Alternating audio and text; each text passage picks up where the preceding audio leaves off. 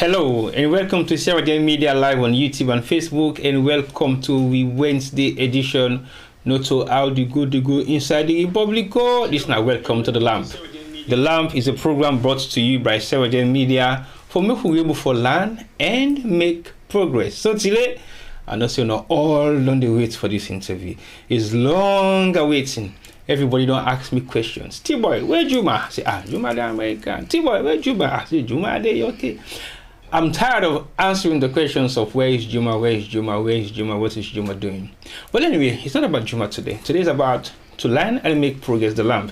The reason we make the Lamp very important is because we don't see exactly what's happening within the Sierra Leone context of what we all believe in, how things they go wrong, and people are not learning for me to make progress with whatever in the land. So the Lamp we began to come about almost 2 years ago because we realized a lot of things that they want do within our community, we are not making any good use of them for making able to develop from USA we don't come out from USA they go. And within the diaspora, we have a massive big role for play for change the lifestyle and mindset of some of the people that within our salon where they do many things when it comes to business, when it comes to education, when it comes to health, when it comes to developmental strides, almost everything in Sierra Leone. The diaspora is meant to be the benchmark because most of the people already in the diaspora don't come here for a couple of years, they don't learn, they don't do a lot of stuff, then we will make them change the way how they look at things before they go back to salon and implement. So that is where the Lamp is here. And today we have one of our own grown, this is the groom who don't kind of tongue for can shake. But this is not possible, we are not need for introduce. We all know who I be. Of course, I don't see the flyer. And I know exactly why he's here today. Not to co-hosto. Not to hosto. So when I not gets carried away, look when I begin to say, oh, T-boy, are you actually hosting with your guest or your guest is hosting you? I want for you to pay attention because this is going to be first in the history of broadcasting, I would say. I don't think there's ever been any situation where two hosts of the same program, they interview another person on a very serious issue. If anybody there we don't witness anything of that nature, please send in your comment because I think this is history that has been made today. Well, I don't know if the history get for being made, but we are on the verge of making history. And that's the history that I want everybody to actually look back and learn because it's very important. You can deal with somebody, but you know, for say, when it comes to serious issues, you take away that element of friendship, element of knowing each other. If they watch me, can I videos that they go to? I'm not really going to him yet. This is not man where everybody know in character, in potential, in ability for do things. I praise him a lot before I bring and come on because if you don't know who this person is, they call him Mr. Solution that has the problem for everything. And that is why we specifically brought him to the Lamp because we want people to really learn and find solutions for the problems that they are faced with, not just in politics, but in real life. So I will not keep him that long. I will bring him into the house and welcome him to the Lamp. Welcome to Juma and welcome to London and welcome to your studio, Sarah Jane Media. Thank you so much, T-boy. Fambulem una adu. We fambulen a London. We fambulen a Salon. We fambulen a America and Europe. So happy to be here. It's been a while for Sidon at the Studio 2, Studio 1, but I'm here on a different capacity as T-boy on stage, so I'm happy to be here. Thank you. Well, welcome. And what has your stay been like so far in London? It's been hectic. I've been at the UK for almost a month. Well, in and out. So the UK and the European corridors, almost a month. It's been really, really hectic. A lot of people in the way have the hope for see or gel with or body with because of the activities possible for let that happen. So but it's been really rewarding. It's always good to be home because for me after Sierra Leone this is second home for me. So when I'm in the UK I feel alive. Good. I feel like I'm within what Juma is and what Juma always done they do. Yeah. You know she don't bump, eh? I don't look you I don't Look see you belly. I don't see Bello. I see no she don't bump. No, not bump. But you're looking. Well, because UK don't take care of me. That's exactly what I'm saying. I must be honest. It's been a gruesome month. You were hearing my voice, but it's been rewarding. I really enjoyed my stay this time. Okay. Yeah. You know, I've been there over a year ago. That was nice as well, but this one. Yeah. Is specifically nice. Yeah. Me host them all. I know I'm for names. And the amount of time we don't take would actually prove that say you've been actually looked after, because you've never been here for more than 2 weeks over the past couple of years. You're right about that. Yeah. And how many times have I seen you since you were here? 1.5 day plus today. 1.5 day plus, but how many hours? 1 hour. 1.5 day plus 1 hour. Well, if you the word does not the complaint say Juma need to call now when you see Juma well it's 1.5 day. Yeah. That is same more. Yeah. But it's good to see you. Thank you. And it's good to see you back on Stereo Media on the lamp, which is totally different from what we normally used to do when I Audi Go. So tell me small more how you miss Audi Go. And what happened? Definitely Stereo Media, of course, is our base, is our platform. And since COVID, we've done stuff for over 20 years, but in the height of COVID, when people are panicking and all of that, we became more active online, and I'm sure we've touched the lives of many people. We've sparked discussions. We've contributed to national debate as well as international debate. So I really missed it because I feel bad, and I'm sorry to our viewers and our supporters and fans. It's not been deliberate. After COVID, of course, work-life balance, T-Boy my job, I travel a lot, so that has been another challenge. But apart from that, I don't take up a new venture now. We don't demand me time more. But CIGM is home. I may not be front camera, but there are a lot of things I do behind the scenes as well. And definitely you're going to see me more and more, because let's tell you one thing, and these are the things we like. We always like to break tradition. It doesn't mean that because of my other activity, me media practitioner part they go. Definitely it's going to be happening. I'll make time and you'll be seeing me on How They Go and zooming in again as soon as possible. Thank you. All right, thank you very much for that brief introduction of the CRJ Media platform we don't miss for almost about a year or two now. Yes. But we said we will miss you because to be honest, for the monologue show, not funny. It's not, and I feel bad, and I'm sorry to the team as well.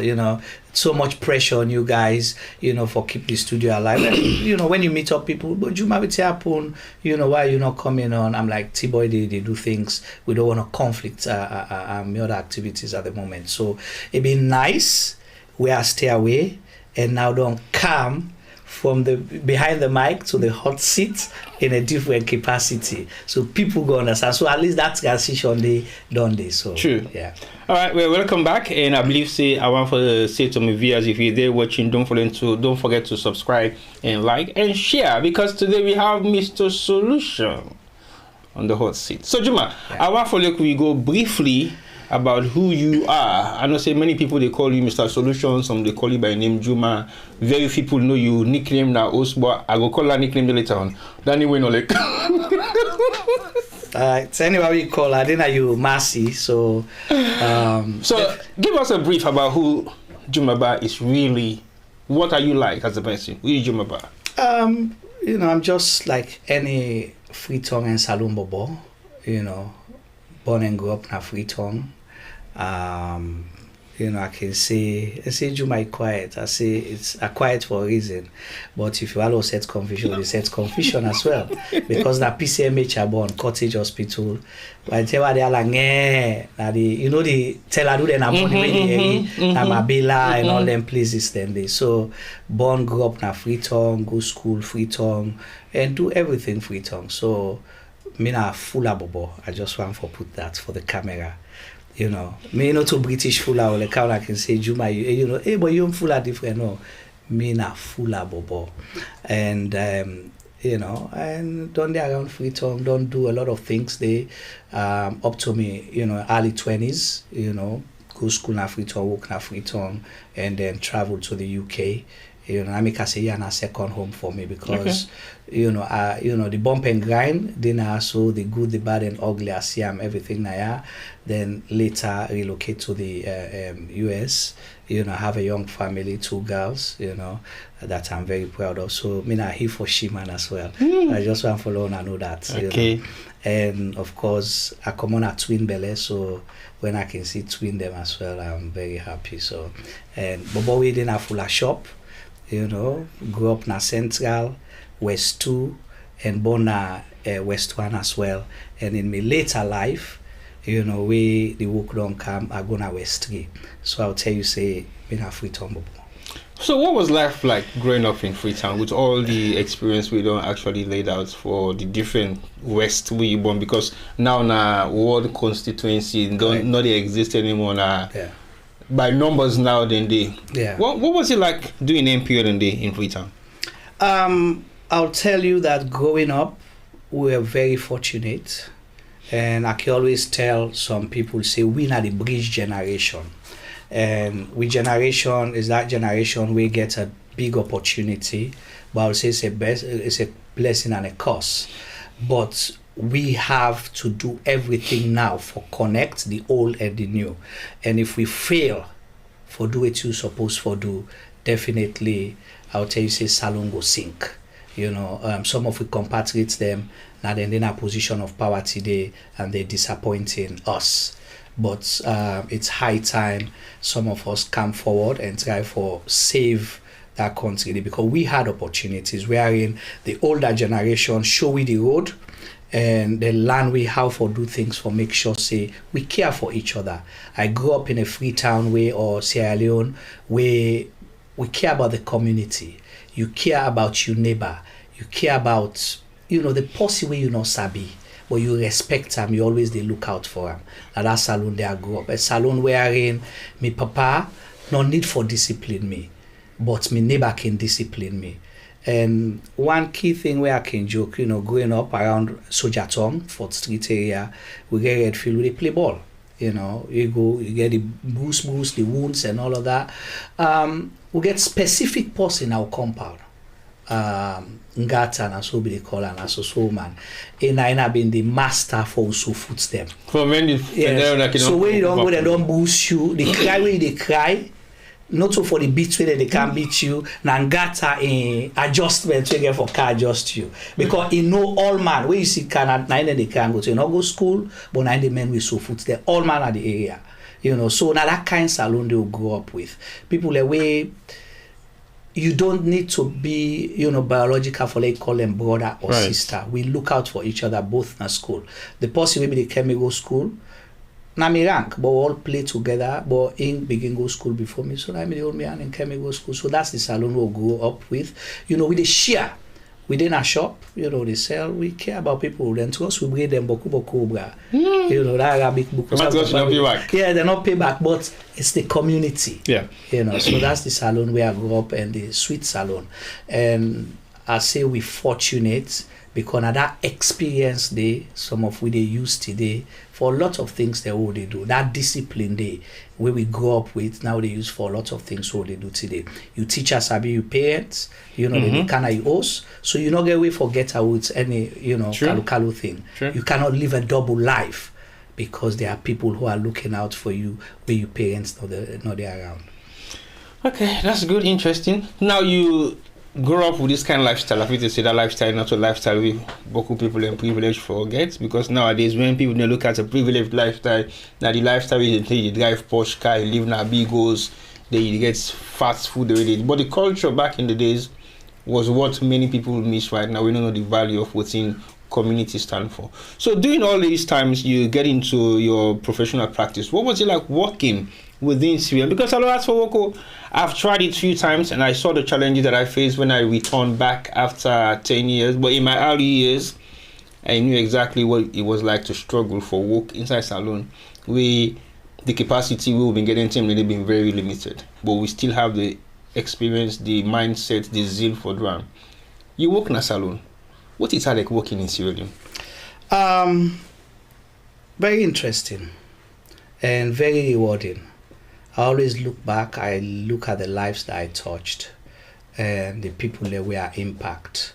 And I look back, those sacrifices, the things that we do, some of them they pay off today without knowing. At that time, you're just doing a job.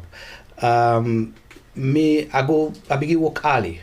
So after GCO levels, I went straight to the workforce. The reason being, you know how much fuller parents there. My parents spent so much on me. My dad didn't go to school, Western school, but he valued education. Right. So he spent everything on me for make sure say puts me at the footing. But he refused to make you be something.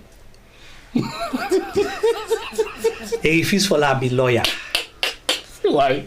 I know we talk, but he say he swear and damn the day where I will be lawyer, and I always wanted to be one. So, but I respect that. You know, he had his reasons. Sometimes that was not my calling. I maybe go profess law in other ways without being a professional lawyer.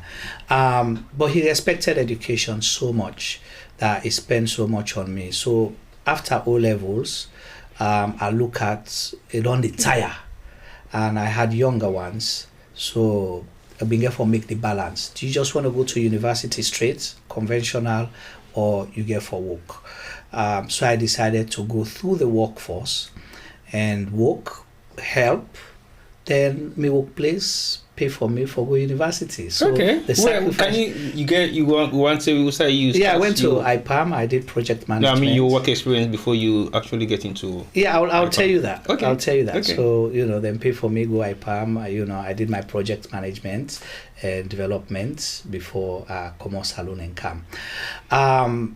So let me tell you this, and it's a fun fact. When I talk, people know they understand. Okay. I was a very shy young man growing up. I don't get my watch post in my face. You're talking about what? 30 years ago? Yes. Okay. Yeah. Not try for talk say all over. No. Just very, young and shy young man. But I had a friend who was a brother, may he so rest in peace. A career young man. We did an area. So he said, Juma Bah go join, theater, performing arts. And, my dad is a street man. So I began, but he had a, huge influence on me. I made the effect for me. I was very tiny and all that. We didn't bully, and I made the effect for me. So I owe a lot to him. During the holiday years, we begin go here small. I begin like the thing, performing art. I remember my first play was at the Sierra Leone Library Board, and it was something topical about World No Tobacco Day. So the day when World No Tobacco Day? No. Okay, so it's May 31st.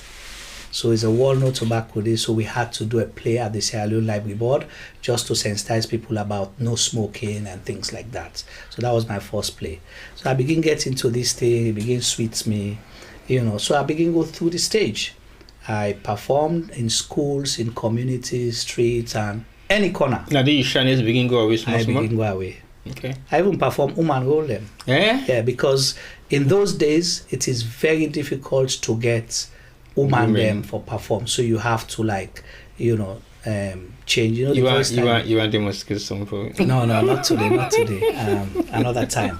So now that's opened me to a lot of things and give me a platform wherein, at the age of 18, 17, 18, you sit in UN meetings because we got commission with a lot of job from UNICEF, UNDP, and so on. That's the drama group. The drama group, yeah. Okay. And I'll name the person here. He's in the UK, and he's part of the APC, and he's very, very unassuming. David Ravijon. Okay. Yes, he was my director. Which theater group that day? That was Cotton Tree Heritage. Okay. Yeah. So David Ravijon gave me the opportunity. He was like a father figure, and he was a teacher at the Albert Academy. Okay. So at that time, it opened doors. So then we David German gets a connection with a German, a German team first will be the work with GTZ. Then after that, a US company we commission for help for teach young pikin them we been there on adoption for come overseas. Okay.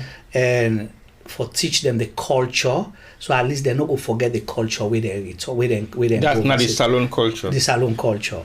So we teach them culture. Then the staff the way they come, we teach them Creole and other things. Them, that kind of thing. That's where I start.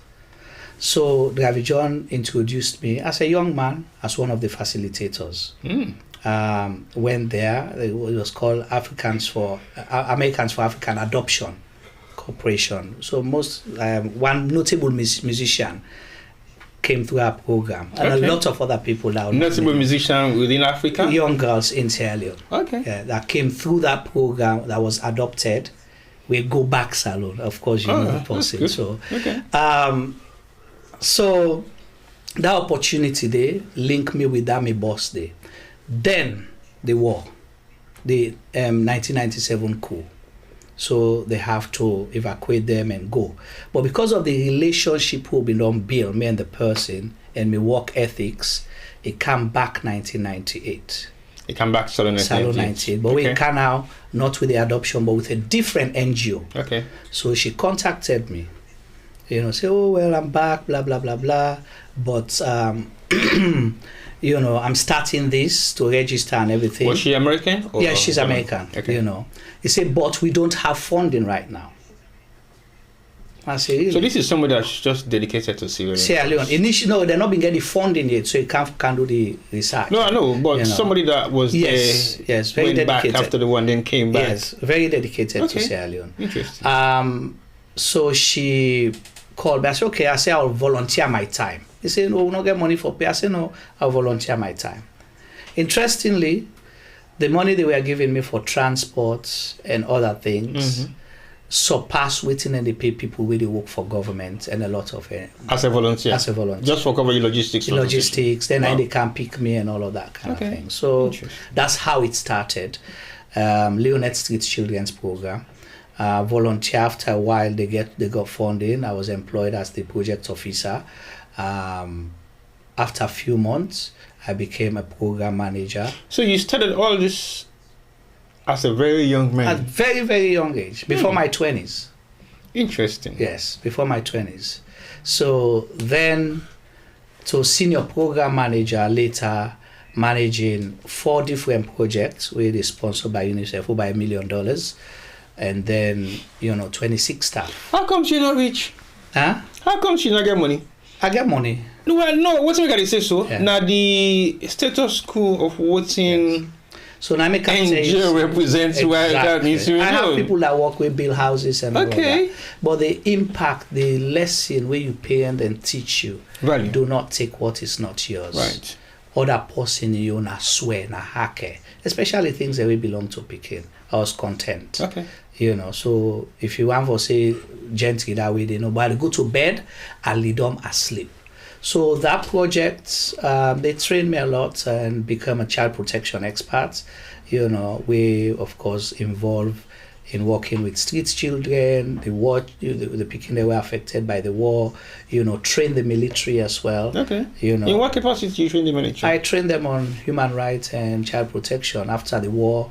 So how did they handle child soldiers? What was the experience like dealing with child soldiers in Sierra Leone, especially when Nova say they actually played a key role in the gruesome atrocities? So those were the challenges, because you see the kids, say persuading your community, they don't can kill, they don't born host them. But these were victims because they were innocent, abducted and used. So for reintegrating them into society was very challenging. So there are a lot of sensitization programs that needed to be done before you carry them going out in communities them. And fast forward to after the 1999 January 6 issue and all of that, we then born more or less Freetown. I piloted the first child mothers program in Sierra Leone. And what's that about? Child mothers that the Pekin they were able to abduct, can go na bush, go give belly, then born pikin. Remember we then can be the cage people then can then go Gibele and all of that, come back. How do you bring them back to their community? So I remember we took on this project sponsored by UNICEF. My boss said, Juma, he said, I trust you can do this. Went to the field. That was my connection with Kisi.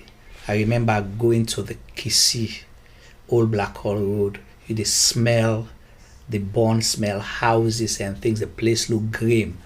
And you're going to start a project. You don't have anything. How do you start that dialogue with community people? For let them even give. And this is a new community that you've never lived. I've never lived. So for even give you a base, also you put a chair for begin operate. So now begin find out who that then are the community leaders, the influencers and all of that. That's how I knew where Highway was living. Okay. You know. So go there, do all of that and start up the program. So I started it in Kisi, became very successful. Then I launched another one. How many kids were you dealing with at that particular point in time? I'm talking in the hundreds. Yes. So set up that in Akisi, then branch them out to Port Loko.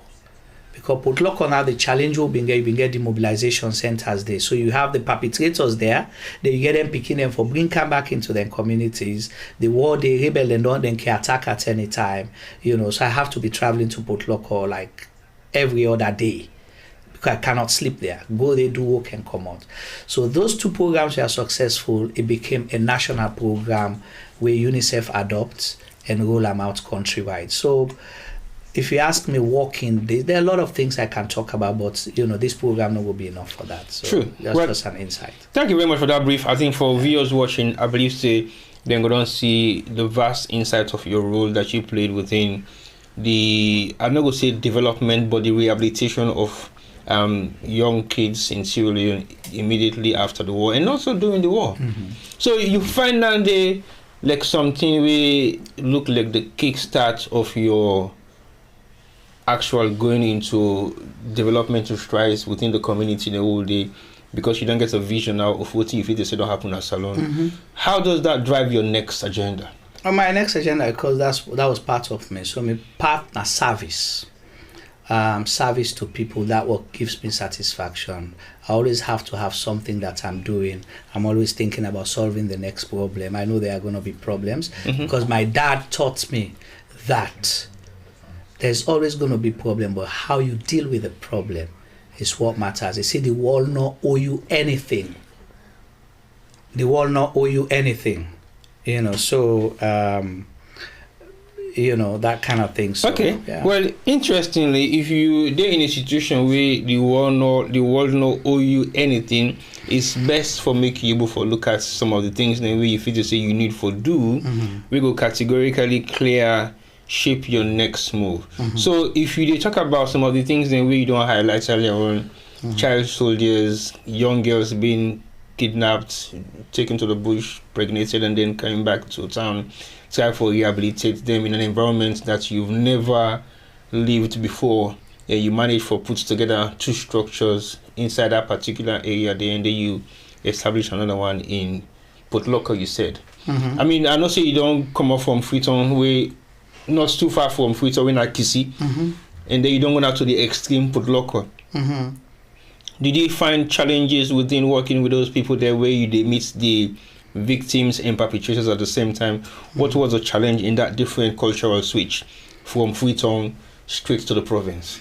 Well, again, it's all tact, it's all dialogue, it's all building trust with people.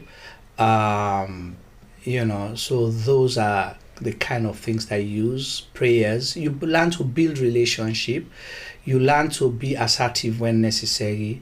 You learn to be diplomatic. So you have to have all those skills. So Namika can say sometimes those are soft skills. Either it's innate in you or you learn them growing up. Or sometimes not all things that really learn a book, not school. Right. You know, you cannot learn them in school, but you know, those skills helps a lot. Your interpersonal skills with people, your relationship with people. You know, you have to be very patient. You know, you get for look at you read the room, you understand how people then they behave, and you have to not be judgmental. even the perpetrators had a reason. So during, for example, the training, Benguima, where they trained the 13,500 military, that abducted these kids. So their own interpretation, no, not so wicked will be the wicked them. We be one for protect them. Because we feel say now we no more able to protect them as adults. So in their mind, they were protecting the kids, not forgetting that they endanger them and all of that kind of thing. So part of the training that women they do on child protection, and for use different case studies for broke that down, for let them understand the danger. So ask them questions like, why didn't you take your kid with you to the war front? You see someone quiet. So then you realize it's not about protection anymore. Then we learn another thing, that this education what they can give them, the top brass them at the military, now then they go all the workshops, all the trainings, but they know they trickle down. So that out of not knowing, so them they do within them things say right. Unfortunately, they endanger other people. There we country will get today. People they look at violence, but still not understand whose side we did, because Boko people don't forget the impact of the war, or not being they not able to relate and connect. But we still have waiting the war don't create for we, because when we do research, you look at, you understand, say the war of 11 years, the impact, the problem, a 50 years problem. Right. So those kind of things. Okay. So is that why you are called Mr. Solution? T-Boy, that name, I don't know how it came about, but I think for some odd reason, people have confidence to talk to me. Okay. People come to me to say, I get this issue, I want for you part, or I get this problem, waiting I for do about her. And God give me the patience for listening to people. Alhamdulillah. I provide a lot of listening ear to people, different people, and when you listen, you understand perspective, you're able to find a way, suggest things them. And beaucoup time then people get confidence for listening to me. My suggestions them can change bad situations to good, or maybe make situation not get worse. So Yeah. All right, interesting. Well, I think I don't talk a lot about your background or who you are, what you have done over the past couple of years as a young man growing up in Sierra Leone with all the immediate get yourself into administrative structure, and you begin head projects before you turn 18 or 19. By the time you're 20, you're now like sitting on top of the on top of your world, I would say. Yeah. How did you get yourself involved into politics? Because after all these years of experience, you brief first go up Canon, eh? How did you get yourself into politics? Because again, we are all looked at like we are politicians, but not all of us are politicians. Some of us can talk politics, but not necessarily mean we are politics. We are politicians. But your involvement in everything that you've done so far possibly has led you to where you think you want to go. How did you get involved in politics? Is it because of the interactive session that we don't get with so many people from diverse communities, or you just think, say, well, I've done all of this within my early age, now I need to get into the top end of my career, get myself involved into politics? What happened? So I'll say this, T-Boy. You see, your childhood shapes who you become in the future for a lot of people. So that's why we must spend time to groom our kids, give them direction, create opportunities, expose them to a lot of things. So my uncle, who was my Arabic teacher, we teach me the Quran, where I learned for over 12 years. Young, man, entrepreneur, go school. Luckily, he was the caretaker of the vice president's office. Which one of the vice presidents? The vice president's office. Who say vice president's office? They not to one vice. The office of the vice president. Really just by back of library. OAU Drive. OAU Drive. Yeah. Okay. So he was the Many people don't know that anyway. I'm yeah. just trying to be. So he was the caretaker there.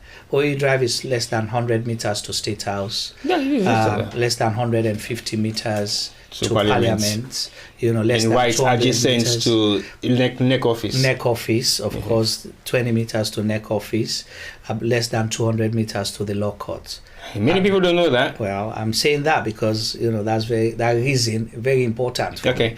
Because I grew up in that Sojatong area, 4th Street, but he was the caretaker there, and I saw 5 or 6 vice presidents, and the vice president's office was our playground because my uncle, in the open, in the lock. Okay. First to come, last to go. And so you see these vehicles coming, you see these big people coming, you see cabinet meetings, people going to Parliament where they hold them portfolio them, so you see that kind of thing. You know that these are decisions then they make. We witness protests. I witness elections within the thief ballot box and enter in a marble and they vote with. The marble gets SL Panam, either green, red or blue marble or yellow marble. We saw all that. We Sojaman then they come, or OSDs then they come with boxes. ISUs then they come with boxes. So we saw that. We saw the protest. We saw the campaigns. So that now one thing will inspire me. Then as a young man, as quiet as I am, I can be radical too. Yeah, can be very radical. I don't want to go down the radical side of you. And fearless. But my political stance came more during my performing arts stage days. At that time, we owned theatre, not to just for let people go laugh. We were doing developmental theatre. So you were learning at the same time you're making fun of what people should laugh about, and you pass on the messages of what you're about. Exactly. So you do satire for past serious message. The NPRC days, the Mother Bills, the Saj Musas of blessed memory, they will sit in a full room full of people, arms and ammunition, who will do songs that challenge them about human rights abuse, about things that they're doing, about how the structural adjustments, they cause problem in the country. At those early age, they will look at us, they ask, who done them boboya? Then they vex, but they will call us because they want to win at their side. So those days, it opened me, opportunities to a lot of things. So I go all them big meetings, then they are able to understand how the country they. The war years, apart from my job as an NGO person, we involve in the, how they bring peace come back now the country. We sit down at all the consultation meetings, whether forget which you call them, the rebels then for come follow talk peace or not. I was part of, at a young age, demonstrate for elections before peace. The NPRC never wanted to hand over power, but was part of that and fire gun and all that. Which NPRC? Because NPRC 2. You have to the be NPRC specific. of Mother Bill, we didn't send a father of democracy. They did not want to hand over power. So all those demonstrations, we took part. Say we want elections before peace. Because they wanted to use the peace for whole people to ransom. It was a price to pay, but it was necessary that we had the elections for let we get with Second Republic and begin look at democracy and other things then. So is getting involved into politics change your life in the way that you expect it to be, or you would have preferred to be in the developmental side of what you were doing initially before you get into politics? What I learned, and I still believe the two goes together. But the problem we get, particularly in a place like Sierra Leone and many other countries where we do case studies on during my master's program in development studies, now that the politics parts, people without the political will, they stifle development. So there is no way you push development if you don't have the political environment corrected. So that's my firm belief, where I believe say it's not a wrong decision to get involved in politics. So when you get involved in politics, what are some of the key roles that you played in the initial parts where you start to get yourself involved in the high level of the political atmosphere in Sierra Leone? I know for say you've been carrying yourself running around the playground of vice president's office, but when you actually get involved in sitting in high level meetings and dialoguing? Our involvement, Dravijon will tell you this, you sit, you host demonstration in a room, where they make people their mindset begin to rethink. The dialogue they change. You change, decisions without you knowing. So that was that. We did all of that. But actively, I've worked in the background for a long period of time, mostly doing consultancy work. And I've seen things, we've influenced things, we've missed opportunities as well. But I'm glad that I got involved. And I think it's high time for calm fronts now. Okay. Not just behind the scenes. I've worked both in Sierra Leone, with high-profile politicians doing their media strategy, communication, campaign strategies, advice, for both parties, really. Both the APC, SLPP, and other, people that way something influence them. And internationally as well, people will not understand. I've had people that have consulted for their politicians in Zimbabwe, in Senegal, in Angola. I remember the Zimbabwe one. And even Kenya, right? Kenya. And you panicked. You panicked. I'm not going Kenya. Yeah, so we got this contract, T-boy, let's go ahead and do this. We provided the consultancy, waiting, you panic now and follow go into Of course, definitely not. So the Zimbabwe one, Zimbabwe, Kenya, Senegal, Angola, I've provided consultancy work for senior politicians. All right. So what made you decide to... I know we have two major political parties in Sierra Leone. We have APC and SLPP, and between myself and everybody else that knows me and you, we've worked extensively well within those two parties. Why did you choose to go APC? I learned and convinced that the APC is the best party for Sierra Leone. I'm a strong believer in the APC. And however, this is where, we are very difficult to place sometimes. Now, make way people and go ask, for sure, Juma, they go on. Because even when the APC been there in governance, we criticize the APC where necessary. We held people accountable. Yeah. We make plab out friends them where it's necessary. But I believe the APC means well for Sierra Leone, and APC is the vehicle to develop Sierra Leone, if you ask me why. Okay, so I know your involvement with APC is now definite because everybody has known where you were and where you are and where you belong. Your position that you actually putting yourself up for is the diaspora. Yes. How did you get involved in the diaspora? I know the diaspora has been in so many diasporan leaps, I would still say, because again, this is one thing we don't become a burning issue for politicians who are from the diaspora going back into Sierra Leone and participate. Why do you think the diaspora is so relevant to the politics of Sierra Leone? Because we don't get so much challenges then based on the diaspora. We had a war where take away a lot of people involuntarily. We not necessarily see them one commerce alone, but they had to live. Some at an early age we can develop, but still get connection and ties and sentiment with Sierra Leone. So we have abundance of human resources outside Sierra Leone. I'm basing it Sierra Leone specific because Sierra Leone we talk about. In terms of disposable income, we have abundance of disposable income. The remittances that you get is far more than the aid we get from the international partners. People will be amazed because Tibawale look here and tell me how much £50 or £100 you send in a week to how many people. If I look me, I see you get problem. Okay, then calculate that just to you.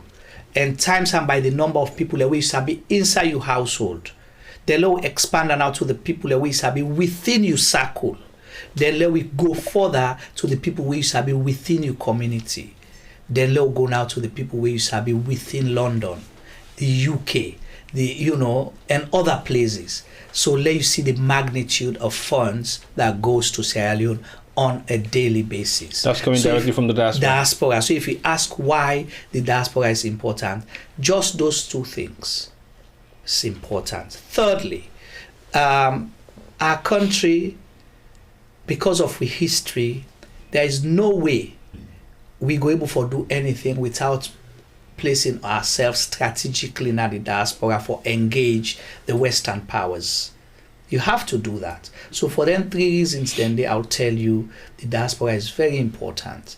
So because of my situation right now, I'm here in Sierra Leone, but I spend more time here. I believe it's a way to get involved. I don't have to wait until I go to Sierra Leone to run for a national office. The diaspora is equally and more important and strategic for the APC and for the country.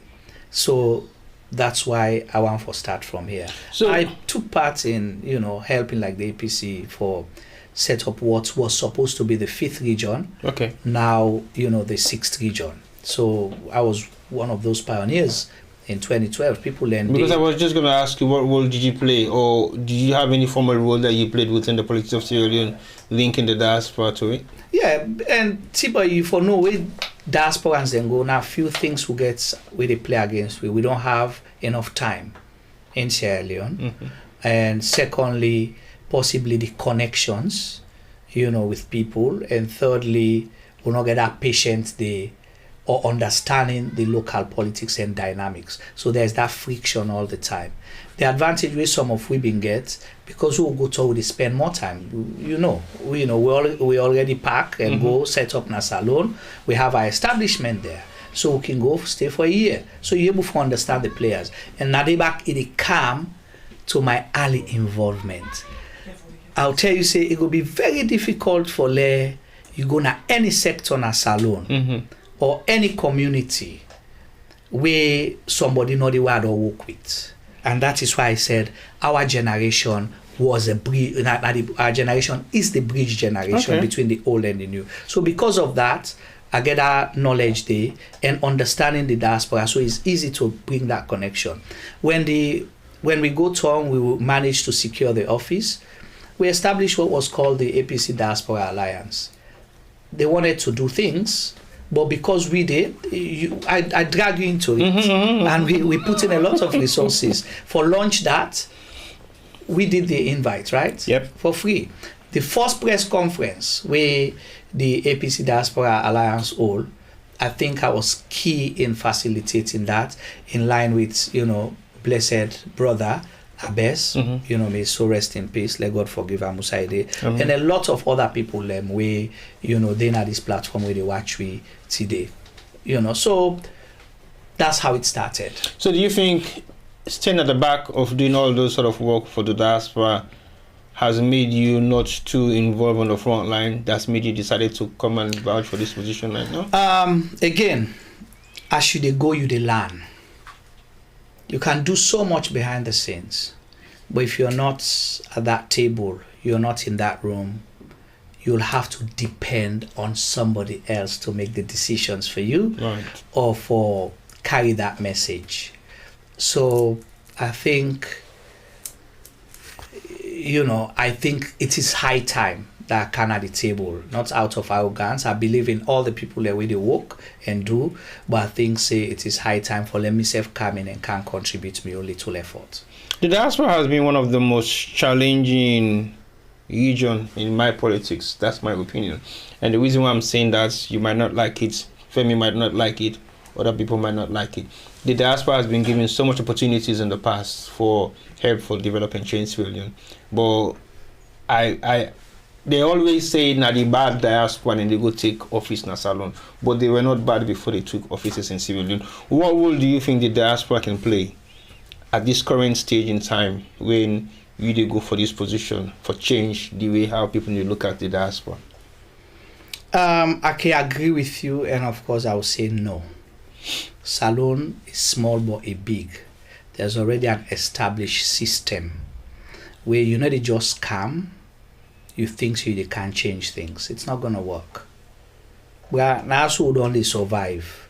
Now so you come and no more you come. So that's why the first thing people get, not to how now they do things so bad as with the operator. Okay. So you have to understand. You get to go again with humility.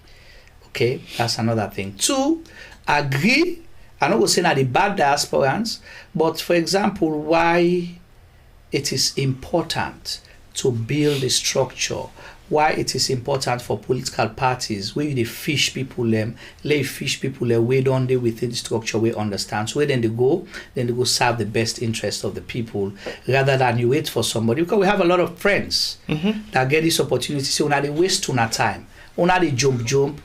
Not worry no more. When me come, you will see me they go get front seats. And then they happen not just not from the diaspora, but even people that we get back where they back home. We all man they back, but then you get few people where they come from. So I agree with you. Say diasporans them, some of them they fail. We particularly this bunch where they in governance right now. Unfortunately, I'll tell you that their intention is not to develop Sierra Leone. Okay, why you say that? I'm telling you that because these are people that we know. This is a 10-year plan most of them had. For say we'll go to go destabilize. Their focus has been APC instead of making Sierra Leone. And most of them contributed, or their parents, or people them around their network contributed to the war and deterioration of Sierra Leone. APC can pick up the pieces and bring and come to a level wherein Sierra Leone became, the fastest growing economy in the world, not just the sub-region, but in the world. They understand, then begin pride way on a lot of things, then begin use way for best practice, but they came with vengeance to fight the APC. Say, okay, APC we don't pull in a power 1960 this, so they can't pull in a power within a power for 30, 40 years. Young people we want for develop Sierra Leone, not to show them they think, not to show them for talk. So I'll tell you that this bunch there, and I'm disappointed because some of them are friends. Some of them are people that I hold in high esteem, but they failed Sierra Leone, then failed themselves, then failed the country, and then disappoint the diaspora. So what do you think the diasporans can do in the area where they highlight, say, you agree or you disagree for, say, yes, they could have done better, or these are the wrong bunch of diasporans? You're not talking about people that you hold of high esteem, we get value, we even believe, say, we're able to go and help and develop. Do you think that will be another vicious circle of any other set of diaspora that will come if governments change in the next Not necessarily, because people don't know now. A lot of people don't know the impact, negative impacts, where they don't create. And I'm sure there are certain people right now where their families have they afraid for or embarrassed for associate with them because of the disappointment where they don't bring to their own family and the diaspora population. Themselves they shame upon themselves. And I'll tell you this, when they come out in governance, your friends, your people that you have in the UK, they will not come to this community where you are. Yeah, of course, you know that. They will go somewhere else because they cannot face you. True. So, me they tell you, say the APC don't learn from that the people of Sierra Leone don't have patience for you. The people of Sierra Leone don't have 100 days for you. If you come, you not come for develop or for contribute from day one, you'll be kicked out before you even know it. Then some of us, not just the good take position. It's a hard decision for me for camp front. So I need a camp front and will be part of a team of people who will come for correct that country there. Okay. And I'm sure that we will not allow that to happen. So our aim is to bring like minds, people of like minds, the same attitude. Do they vet people? Your attitude, the way you behave, conduct yourself before you go. Not to just for go say, I want for serve as I talk big English. No, that's not what it's about. Okay. Or as I wear coat and tie. That's not what it's about. It's about serving the people. See, well, I carry this 10 years. So if you look at it, it's loyalty, passion, courage, and service. And that's what I stand for. This is my personal reminder all the time. I made this specifically for that. Anything what they do get for revolve around this. Okay. So what you get for change and for make sure so we not put the wrong people, we not use sentiment for put people in just because Sabi or we're related. Bring people away can deliver. We go deliver for the people of Sierra Leone. Right. So you choose no position but the secretary of the 6th region of the diaspora. Yeah. Why specifically the secretary? So we're looking at the APC Diaspora 6th region. Mm-hmm. It's a very young, arm of the APC. any organization or any unit, structurally, you have to take baby steps. You just go overnight. The March 2022 constitution of the APC creates the 6th region, Aingiwi Life. So because of that, you get for rummage how for set them up. So there are challenges. There are lots of opportunities because for even able to keep them for 3 years, it's a lot. And if they not be done do things then before now, nothing or the way we go learn for come contribute or complement. So me feel say the 6th region get challenges, not the secretariat. Because if you have a function in a very solid secretariat, you're able to move forward. And I believe with all the experiences they were then get from back home, knowing how to bring things from nothing to something and understanding how the local dynamics they work and my political knowledge, because with my consultancy, I learned a lot in the process. Then generally, me work with the diaspora. I forgot to mention that here in the UK, I was a community development officer here in Southwark. My role specifically was to work with diaspora population, specifically the Sierra Leonean population. We conducted the first research for able now on the pray together. You don't know where that started from. Because I mean, we see one about talk about something and we start, but which is what?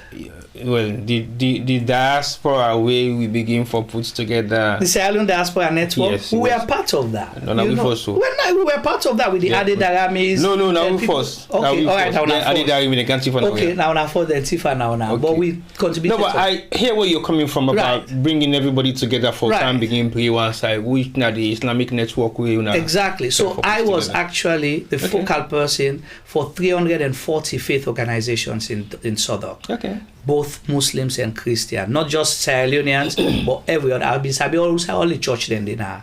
All the Adejobi church they are done good. Okay. In Southwark. So I understand the diaspora here in the UK. I understand the diaspora in America because I'm able for interface and work. So now that you've lived in both sides of the diaspora, where America is the bigger region compared to the way how UK is, what are the challenges for both these different regions? So proximity is one. The way how the geographic layout and how people in the UK, it's easy to reach people, it's easy to organize. Whereas in the United States, you have over 50 states. You cannot reach everyone. You have to have different cells of people, and even one state. So do you guys have priority state that you engage people from the diaspora? That if we want for limited to this APC specifically, we have 14 chapters. Okay, so 14 chapters in America. How do you actually reach out to all those chapters, especially when you want to go for opposition like the Secretary? You build network of people. You're not everywhere, but you build friends, you build network. Okay. You use those networks to engage as well. But I belong to one of the biggest chapters outside Sierra Leone for the APC. We're not the WMC chapter. Okay. So nothing not really happen. Now America will not happen yonder. And it's strategically placed both for Link, Washington and other places. So if you ask me, with all that experience there, I believe say within the Secretariat, I have a lot to contribute for able for use their knowledge, then they for harness for build the APC Diaspora 6 region. I will not do it alone. But that idea there will be very useful in the room with the executive members they will work with. Okay. Yeah. Now you are in the UK for almost 4 weeks now, and I believe you extended your wings to other parts of the diaspora in Europe, where you are free on visit. What was your experience in visiting all those areas, and what are the areas that you visited, and what do you feel to say?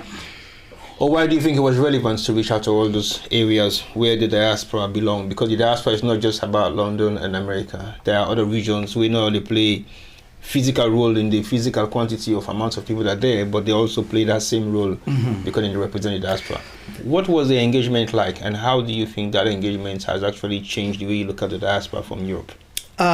It's been an eye-opener, and I'm very pleased and blessed that I don't like to drop names, but I have to do it in this capacity, Putlokobobo, we decide for take the venture together for go, because then say for nothing waka better pass idle sidom.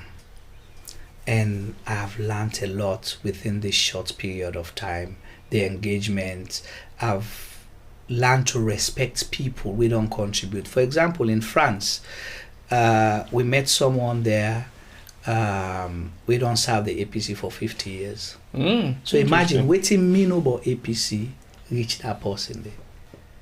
Now they wear youth league uniform, those days. So we sat down, we talked for all night till 6 in the morning.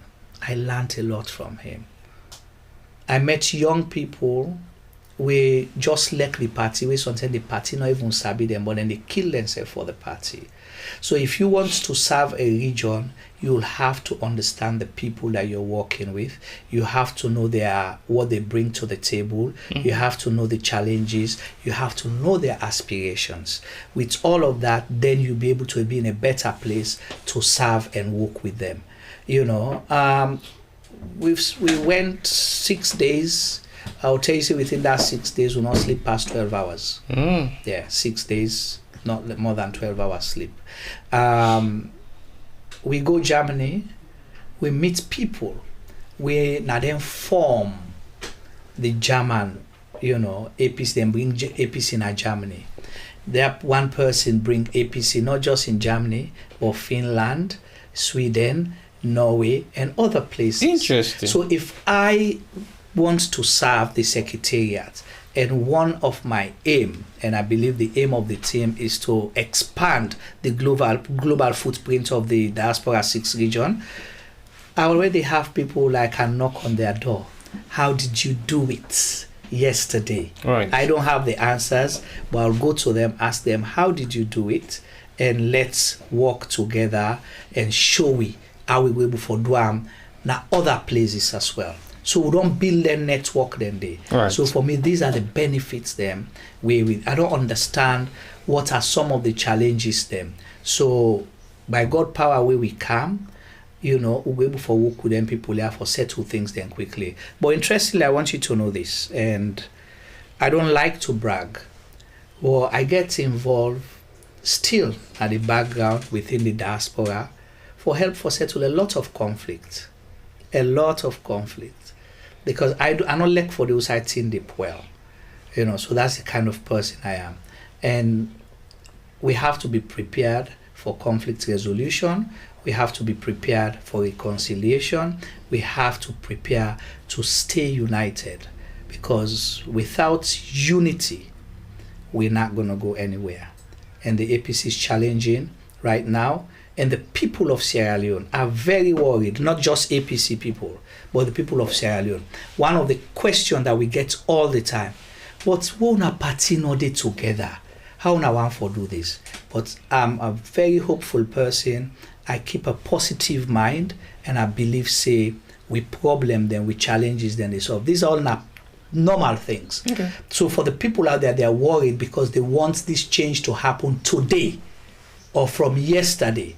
But because of how the APC, they are scared because they're not the inside and they are not part of the political process. So then they look at it and say, it not go solve. I will tell you this, that the APC is red and ready. We're going to be strategically, do things. We can't talk about it in public. Are there challenges? Definitely yes. The SLPP had challenges up until 3 to 6 months before elections in 2018. Now they embrace Mother Bill. Okay, you mentioned people are looking up to APC as a political party to see if they're ready. And you mentioned the diaspora needs to be peaceful. You don't settle scores them behind the scene because you believe, there are challenges with the diaspora has been also faced with, not just within the main body in Sierra Leone. Do you think the diaspora is peaceful enough, looking at all the things that we don't see within the past couple of years, and as recent as few months or few weeks ago, the drama within the diaspora, not just in the UK but in America or in other parts of Sierra Leone? Not could also forget, the diaspora is also Africa. So basically, do you think the issues that we are faced with as the diaspora of APC, would you confidently say yes, you are at peace?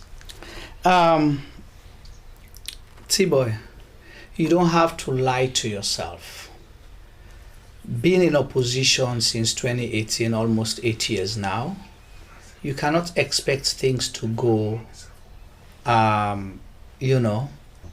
say everything is okay.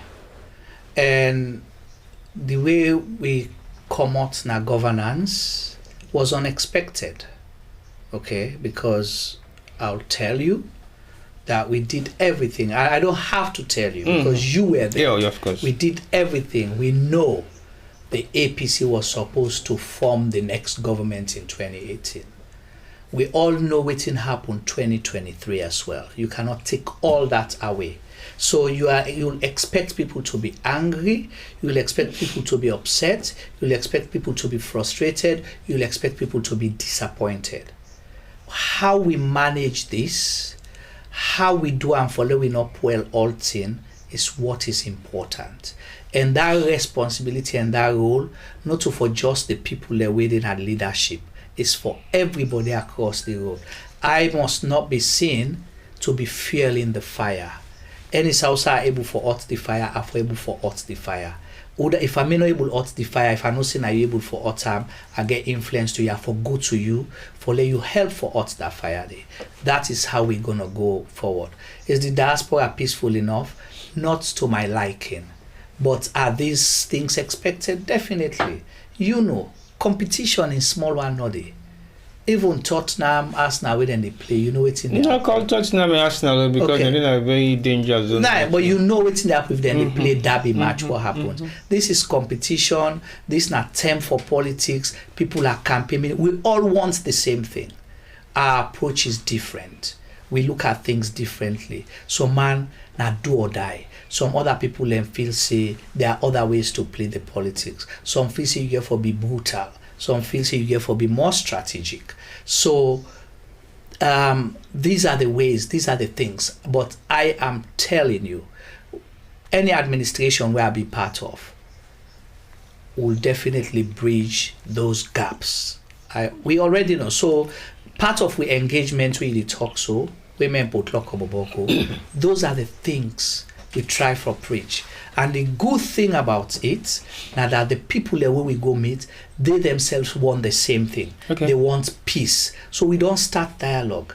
Even with the extreme cases of electoral justice and waiting, we the talk and we able for long begin a common understanding with people say the APC is bigger than all of us, but above all, the Sierra Leone is more than everything. If Salone not together, if Salone not develop, then we are wasting our time. So we not get choice, but for come together. And I trust you. Trust me, T-boy. I tell you this with confidence. The diaspora, any administration will be part of, will be a more united one, a more peaceful one. Because we're not going to come to sit down and play. Okay. Now you talk. I'm telling you, I'm making. Say we the record stuff. And that is why I'm saying it here. Our role. Yes. When we come with a jump on the ring wanted. That is why we are building relationships now, for increase the global footprint. We want to increase that membership. Which global footprint do we want for increase? Increase from waiting we get right now. We have 22 districts. Okay, you have to be specific. And I'm telling you now. No. The reason I'm saying you have to be specific because we have a president that increased the global footprints of making Sierra Leone better.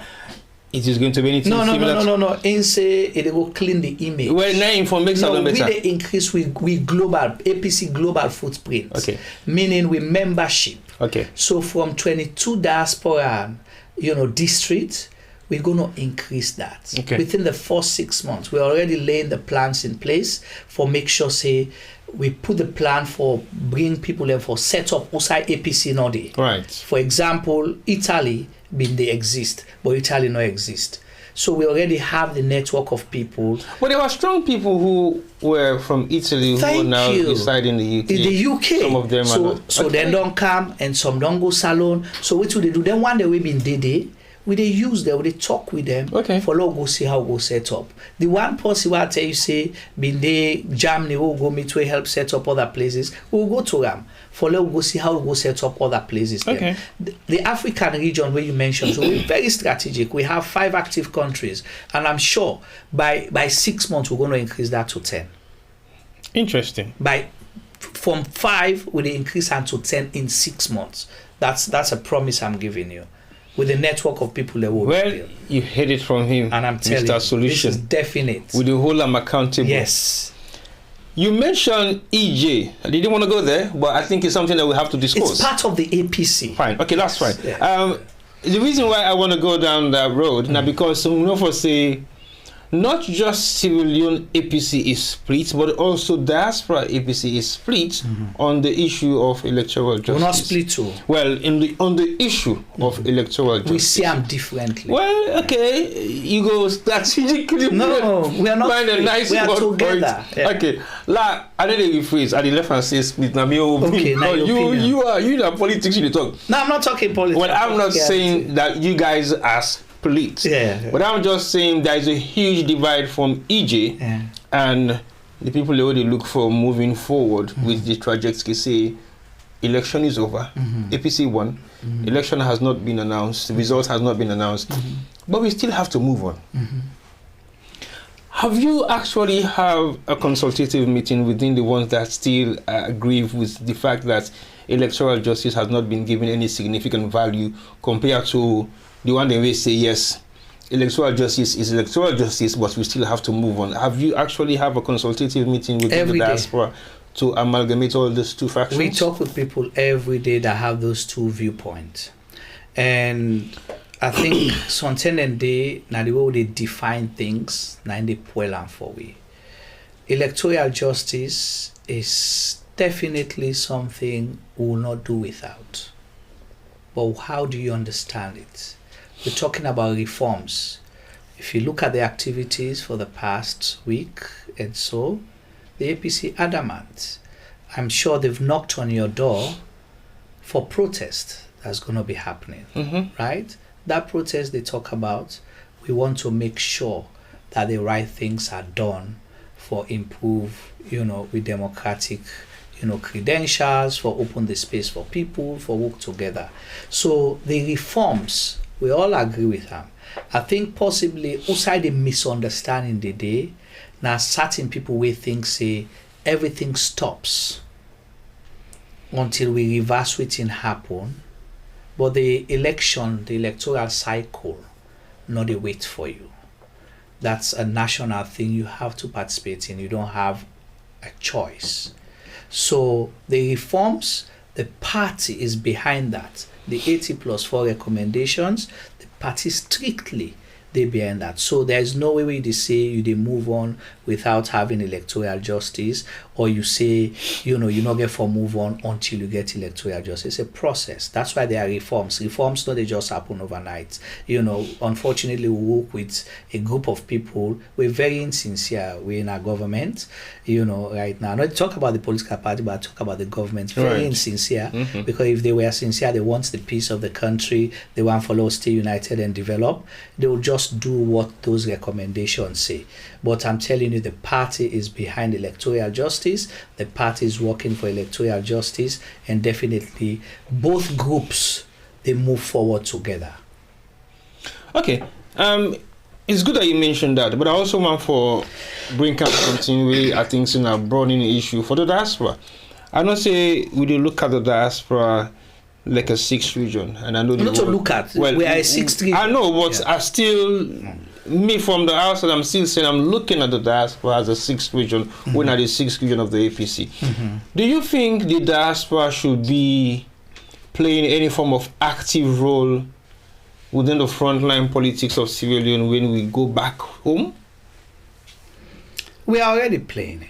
Active frontline role. So what do you mean when you say active frontline? Good that you asked the question. Because the reason why I ask you now, we don't see a lot of people already come out for being flag bearers from various different chapters of various different parts of the world. And we do look at the diasporans, they really also try for vouching for become flag bearers for lead the party going into 2028 elections. do you think their bid for pushing forward is something that the party structure in Freetown will embrace?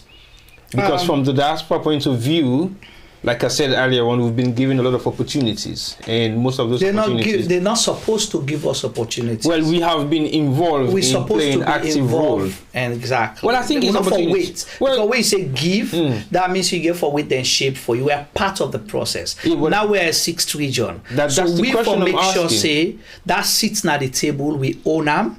You understand? We play we own role for make sure say we are recognized just like any other region. Like I say, it's going to be challenging because we are new and geographic, proximity not a permit for let that happen. But then we're not for weights. So people like us come in, not to fet with the can fet, but we'll make sure say we make a case for let them understand say waiting bland the southeast or the southern region. Blunt us for the diaspora. Waiting blunt the eastern region, blunt us the diaspora. Will it maybe be the same level? Maybe not because of other things, but we for make sure say within the shape for region, we all forget the same thing. So taking for example, delegate status. Because interestingly, I'll tell you say the 6th region is the biggest region. In terms of size, in terms of economy, in terms of a lot of things. Would you say that in terms of membership as well? Well, so that is why I came back with the thing when I say we are going to increase the global footprint. Okay, so basically, the numbers, you are big in various different aspects, but not in numbers. The official numbers. Okay. We have a lot of sympathizers. So we on whole, now for make le UT boy, try for take APC membership card. Not to me on TV. Yes, UT boy. Try for take APC membership Police card. case. So with the can you do not, Okay. we sell APC to you. Okay. We make APC so fashionable, so attractive that you'll be feeling like you're losing if you're not part of the APC. Interesting. Yes. I like to see that happen. It's going to happen, and you're going to before. help us make that happen. Oh, I'm helping you. You're helping us because you're a big member. Then you help we for increase that. So we're going to increase the membership. Now, me one foot, Juma one for all. So before I jump the gutter. Yeah, no, I make an example to you so that let people understand what I talk about. So our viewers, because the one disadvantage we'll get people that are sympathizers of the APC, but they're not fully registered. If you're not fully registered, then you're not able to get that kind of voice. So you have to have a membership card, be part of the party structure, so you understand within the party they say, so we'll get more voice. Right now, it go interesting you say we'll not get more than 4,000 people will register. Okay, but 4,000 still is a lot. No, it's a very small number. Well, you have over 1 million Sierra Leoneans, man. I'm not saying about the number of Sierra Leoneans that we have in the diaspora. I'm talking about the membership. It's a small number. Compared to the way... Where you go APC events then, Paddy man. You no, see but the number of people that yeah, but that's but not come about event. You see people there. Yeah, some man so chair na also go and they for go sit down. Okay, but the other question I want to ask you. Some people never sit down and go. True, you know? True. But the other question I want to ask you. The diaspora has a bonding issue. Which is? Participation in politics without being disadvantaged of your dual SIM. Okay. Or your dual citizenship. That's a massive bonding issue for the diaspora. Yes. Is your diaspora 6th region for the APC closely looking at that element to be either revisit so that people could have equal opportunity or privileges like others in civilian to be able to participate fully? Because the reason why I'm bringing this question now, because you mentioned earlier on, say, the diaspora came to existence because people left civilian at the early age during the war. It destabilized so many people, and within that time, even though they did not want to leave, Correct. but they were forced to leave. Correct. So why should that be a disadvantage of them have double advantage of having citizenship of other countries to be able to actively participate in the politics of So that is not an APC issue. I know. Well, I'm talking about the diaspora as in... I just want to clarify for viewers that let them understand. Okay. That is a constitutional issue. Right. The 1991 constitution, not an APC issue. But I will tell you the sweetness about the APC and how APC recognize, because APC now the only party in a salon where Then constitution make the diaspora a 6th region. Okay. APC is the only. So if we not want the diaspora for fully and actively involved, we will not do that to our constitution. So it shows you that we have all intentions for make sure, say, mistakes of the past or things that we possibly have been loopholes or challenges will be corrected. Definitely. So the diasporans them not get for be disadvantaged by that. However, you get for look at the broader picture wherein you look at security issues and other things then, you dual allegiance, because what's a case in point? The one that they wreck the country right now. After them go don't thief, they don't make them kill people and don't do all the bad things there. What's then they do? Need to fly back then they run away. No, so and come out here and can live their own normal life. No, we've promised them, and I'm making this promise again back live. If you are found guilty of any human rights abuse crime in Sierra Leone and you run away, can I also will they make London sour back for you? Yes. So that's clear. So this is now one of the disadvantages, because your loyalty is going to be limited from the constitution. Now, so me understand, say, the drafters or the people that we make the constitution at that time they think about, we make them pull up protection law. You understand? But things do not change. The world is a global village. So we have to live with modern times. We are losing out as a country because of things like that.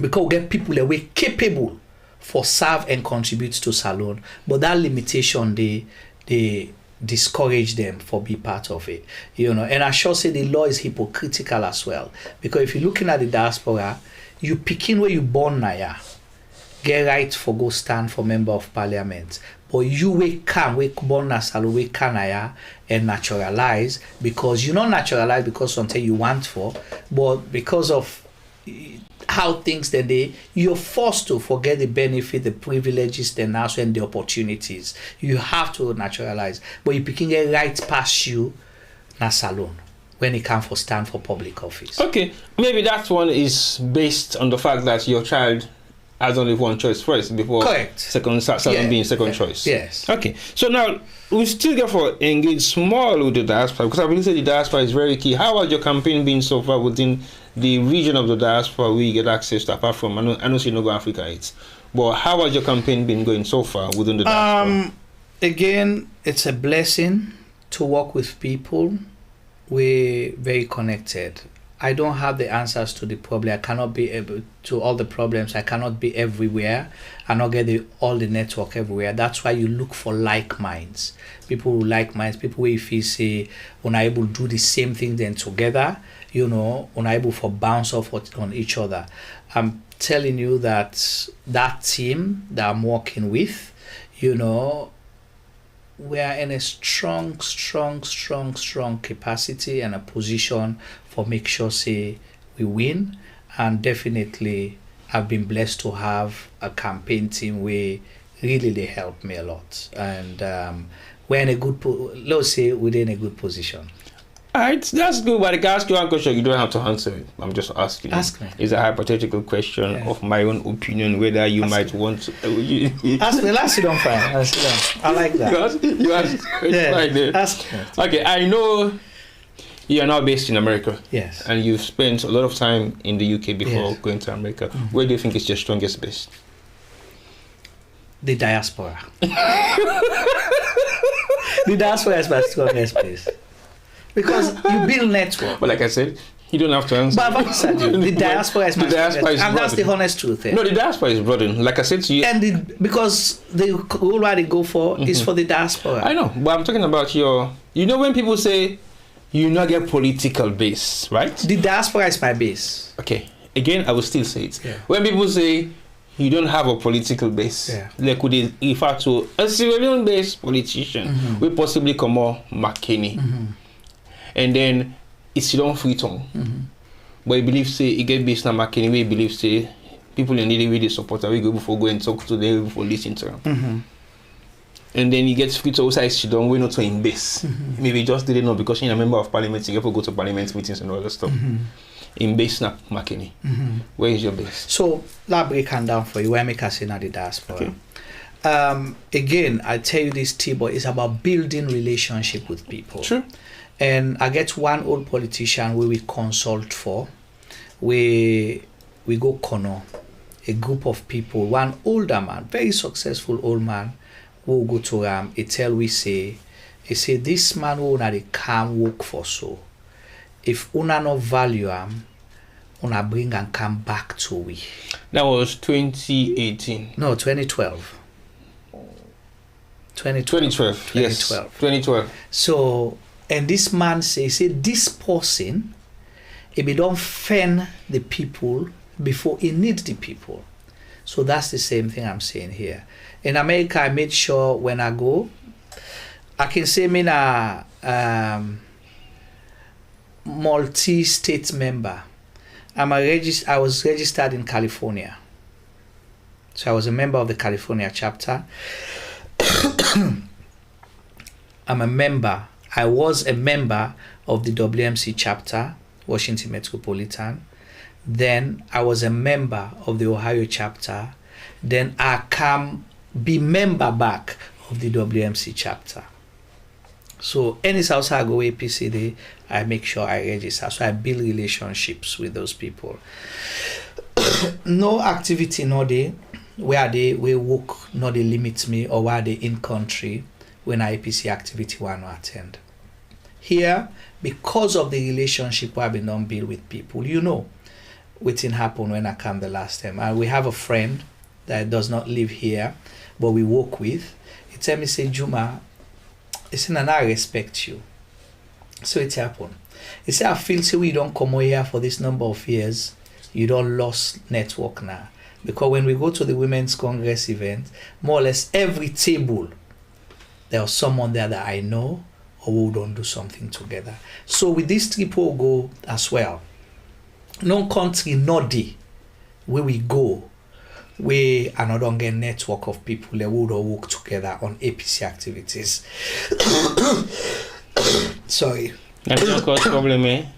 And you get what I yeah. And also, I have people that are calling on a daily basis. We say, Juma, now that we know you're running for this position, we're going to campaign for you. We're going to do whatever it takes because we believe in you as a person. We know you have the capacity. We know you have the mindset to come and work for the APC party, and you are the type of people that we need. So if I tell you, say the diaspora is my base, I mean it. Okay, well, I will take that for an answer, but it's not really what I was looking at for an answer, but that's fine. I think we can move on. I cannot make you begin cough any further. Yeah. So now, we there at the verge at which your election is fast approaching. When is your election? We don't know yet. Okay. Because the dates, them definitely, we know our election is going to happen sometime this year. Therefore be informed by other activities. Of course, lower level elections don't take place, so then they don't set the pace. There's been dates out of, party announced date, May 16 for the constituency. If that constituency happen, then 21 days after, if there are no petitions or anything, will be the district. And then after the district, if all goes well, 21 days after will be our own elections. Okay, well, I think, do you think it's an anxious wait, or you guys are prepared for the wait? We are within a party, and you have to be patient. You have to work with what is happening, the circumstances. These are the sacrifices you make. These are the contributions you make for something where you believe in. So as anxious as I am determined, I'm ready. And even if it takes when, I'm ready. Is there been a designated location for the election to take place since you are from the diaspora? We're still waiting because the Secretary General of the party is the one with the mandate to announce the dates.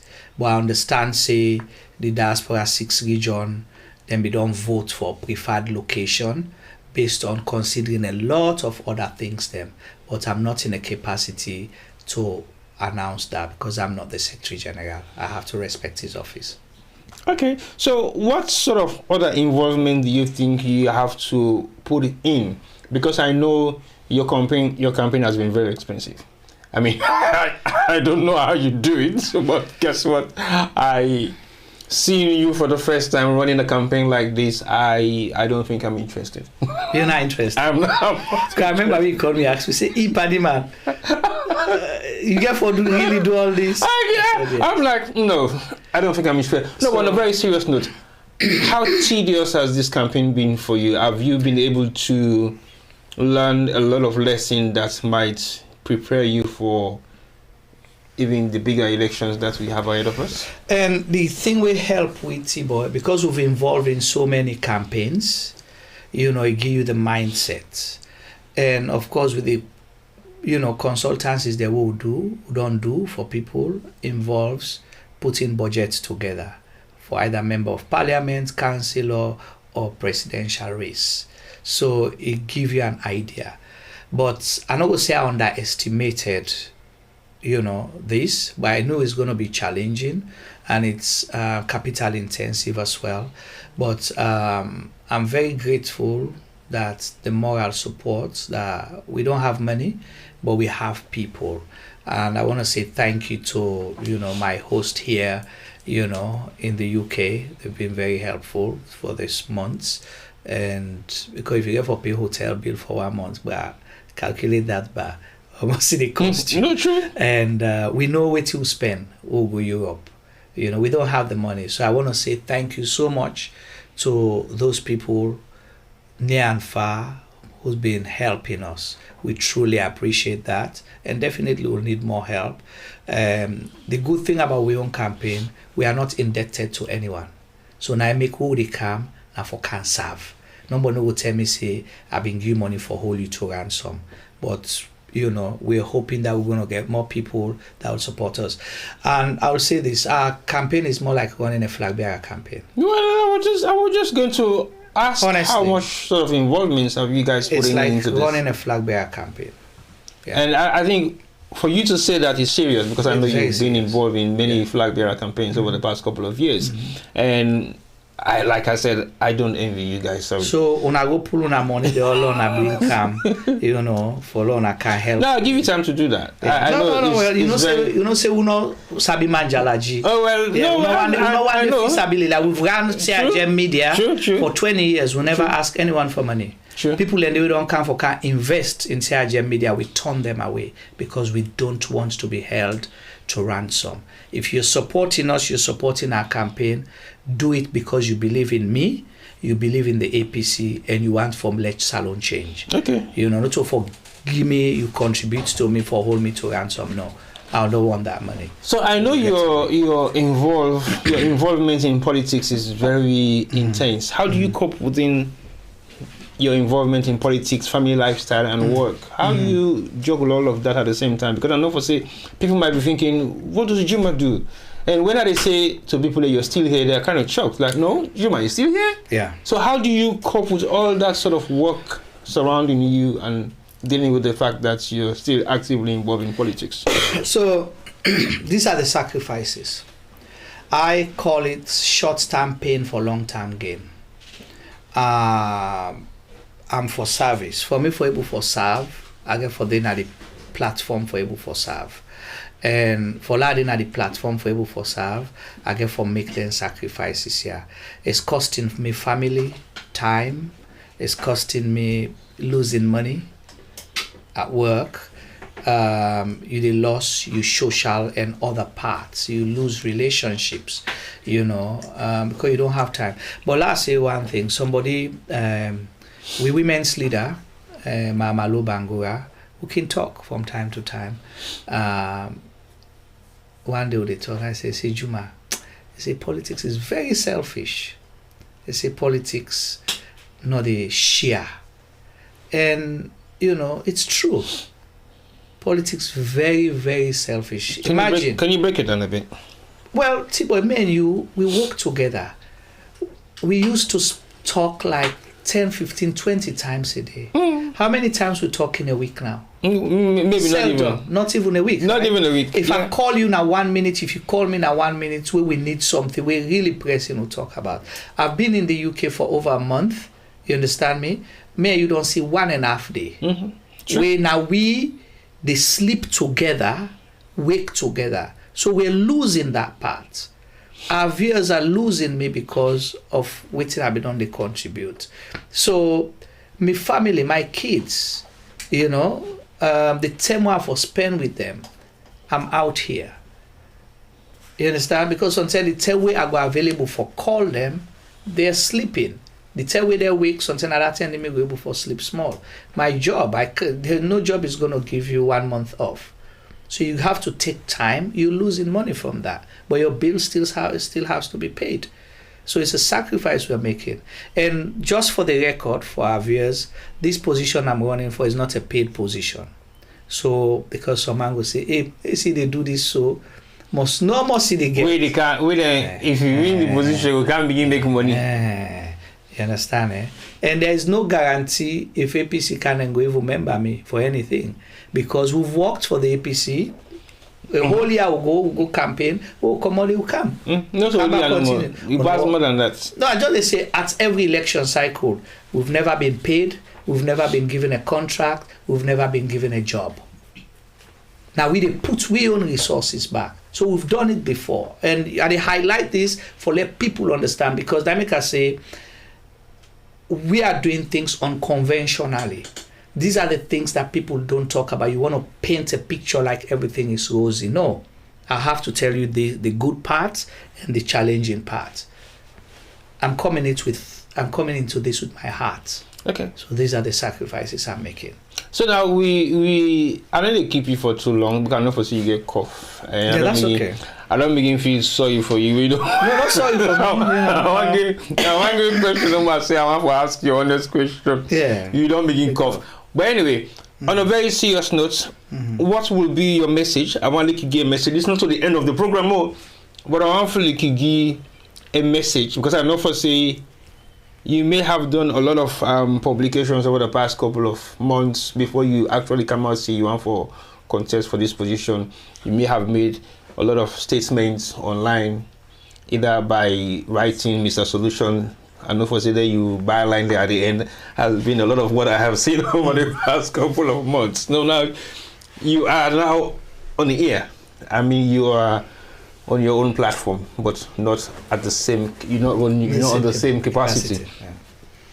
I'll give you an opportunity to sell yourself to the viewers and the delegates that are responsible to vote for you when it comes to the election for the Diaspora 6th region. What will be your message, and why do you think you're the best fit for this position? This is not the end of the show. I just want you to give this clear statement before we move any further. Over to you.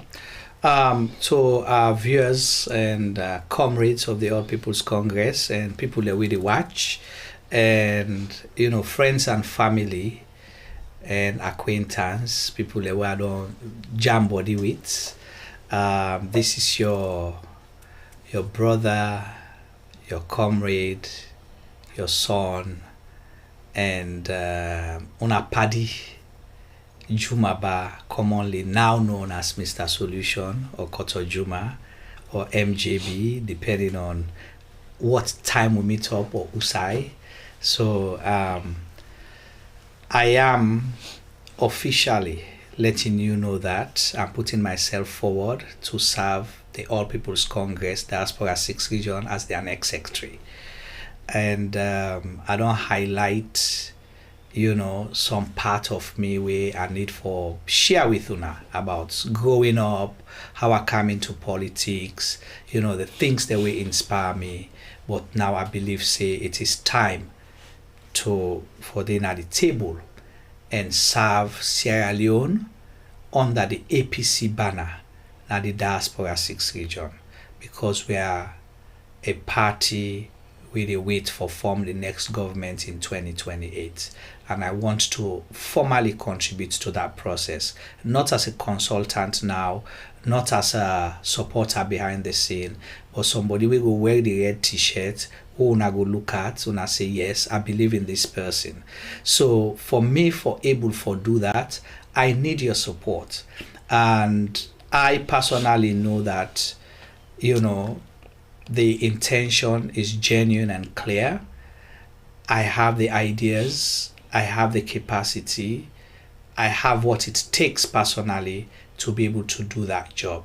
Because we therefore place the Diaspora 6 regions strategically for able to engage, both international community and majority of Sierra Leoneans outside Sierra Leone for the able for support the APC for Kana governance. As I said earlier, and I will repeat it again, APC is the party that will move Sierra Leone forward. Forget any negative narrative or rhetoric being propagated out there. I know that the APC is the vehicle for development for Sierra Leone. But for me to be able to contribute in my own little way to that process, I have to be the next Secretary General. For develop a secretariat, we, because outside here we have a lot to do. We'll be able to increase membership. By that, we'll be able to increase the resources for ensure say we help with party. But for diasporans, you will ask me this question. Well, then they take advantage per way. I believe with a team of people that I'll be working with, we'll make sure that we consult together, we work together to make sure we're able to advocate and push for things we will benefit with the diasporans. We were able to push from 50 delegates we then manage to waiting actually we suppose forget like every other region. We were able to push for make sure say we build a proper database of Sierra Leoneans we belong to the APC party. We will know for say when time reach for serve. Not to waiting like T-Boy say earlier, they just can't take one or two people. But we'll be able to advocate for the party for make sure say then give we own quota of people where they come on at the diaspora, so we'll reach out to the districts then. We will make sure say the membership registration and verification process will happen, so right now the challenges they will get similar thing no go happen in the past. And a lot of other ideas then for make sure so we be an active diaspora where it will trickle down. Diaspora 6 region no get membership, but the district and the region now not get membership. How we will strengthen UNA for make sure say, national give it the respect and give it the platform we deserve. No two person go come out na salon for can represent UNA na Belgium, Germany, Holland, or any of the African country them. For UNA self able for work for the party USA UNA day. We were able for do that. So and bring peace to we self. We not go conflicting activities them. Do things we will make the APC more fashionable. With all of this, I would like to ask for your support. If you're not delegates, or if you know possibly you're not delegate, or any way we will able for support myself and my team for make sure say we form the next diaspora administration. Thank you. All right, thank you very much, Koto Juma Bah. I call you Koto Juma Bah. Yes. Mr. Solution and Mamadou MJB.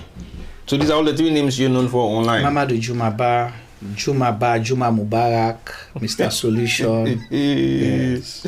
Like all that nickname in African. Call her.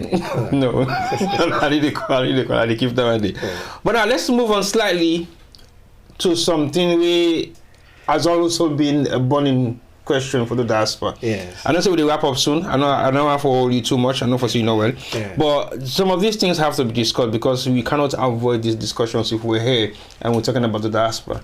And especially for the region we don't put yourself forward for become a secretary for. I know say most of the diaspora that we don't come up from this part of the world, don't go serve in a salon, has abandoned the diaspora. They tend not to be diasporans no more, because they don't play any active role anymore in the diaspora because they've now been given position in Sierra Leone and then they've decided not to be part of the diaspora anymore. What are the mechanisms that you might be thinking will work for each diaspora we don't come in, so we don't go serve, for still remain for be a diaspora? Because Sierra Leone now becomes their permanent residents, so they cease to be diasporans. And we're losing key members of the people they will come here for go represent me? Well, again, it go difficult for say because you're diaspora and because you're based here.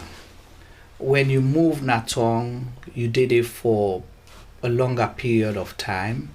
Your involvement, your activities, everything is there. You know, you want to integrate or assimilate again, you know, at home. So I cannot blame people say by force you forbid diaspora. However, waiting me always they ask for and for make sure say you not forget to say you buck your foot. That's one. And secondly, when I say lobby with the party, is what really we're gonna push for make sure say the diaspora get a quota for say if positions in the car we form government, there has to be a quota for the diaspora 6 region. Because now one way that we you will say monkey walk babu eats. We don't want that kind of thing.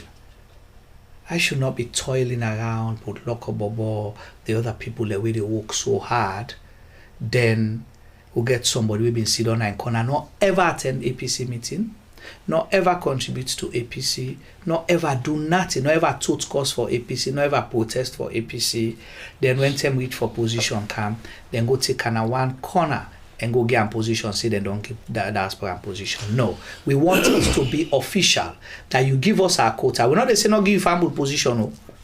Give you family position, but make sure say the quota for the diaspora 6 region is there. If now 50 positions, then say that they give to the diaspora 6 region. We want those 650 positions we'll be able to look at because with skills database we don't build. Now we will able to look. We're able to consult with the district that say, okay, well 50 don't come up.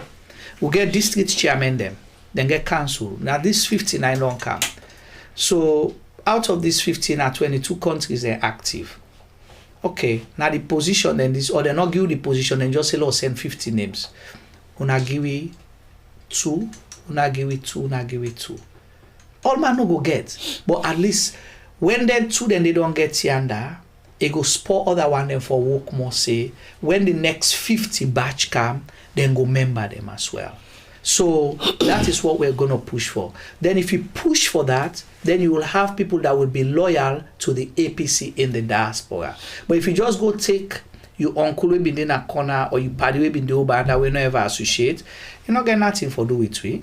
Now make where we go na tongue, now then they lock the mots by we. They lock the doors. Eh, well, na come on, so na too like noise on a sido banda. He forgets to know by I been there.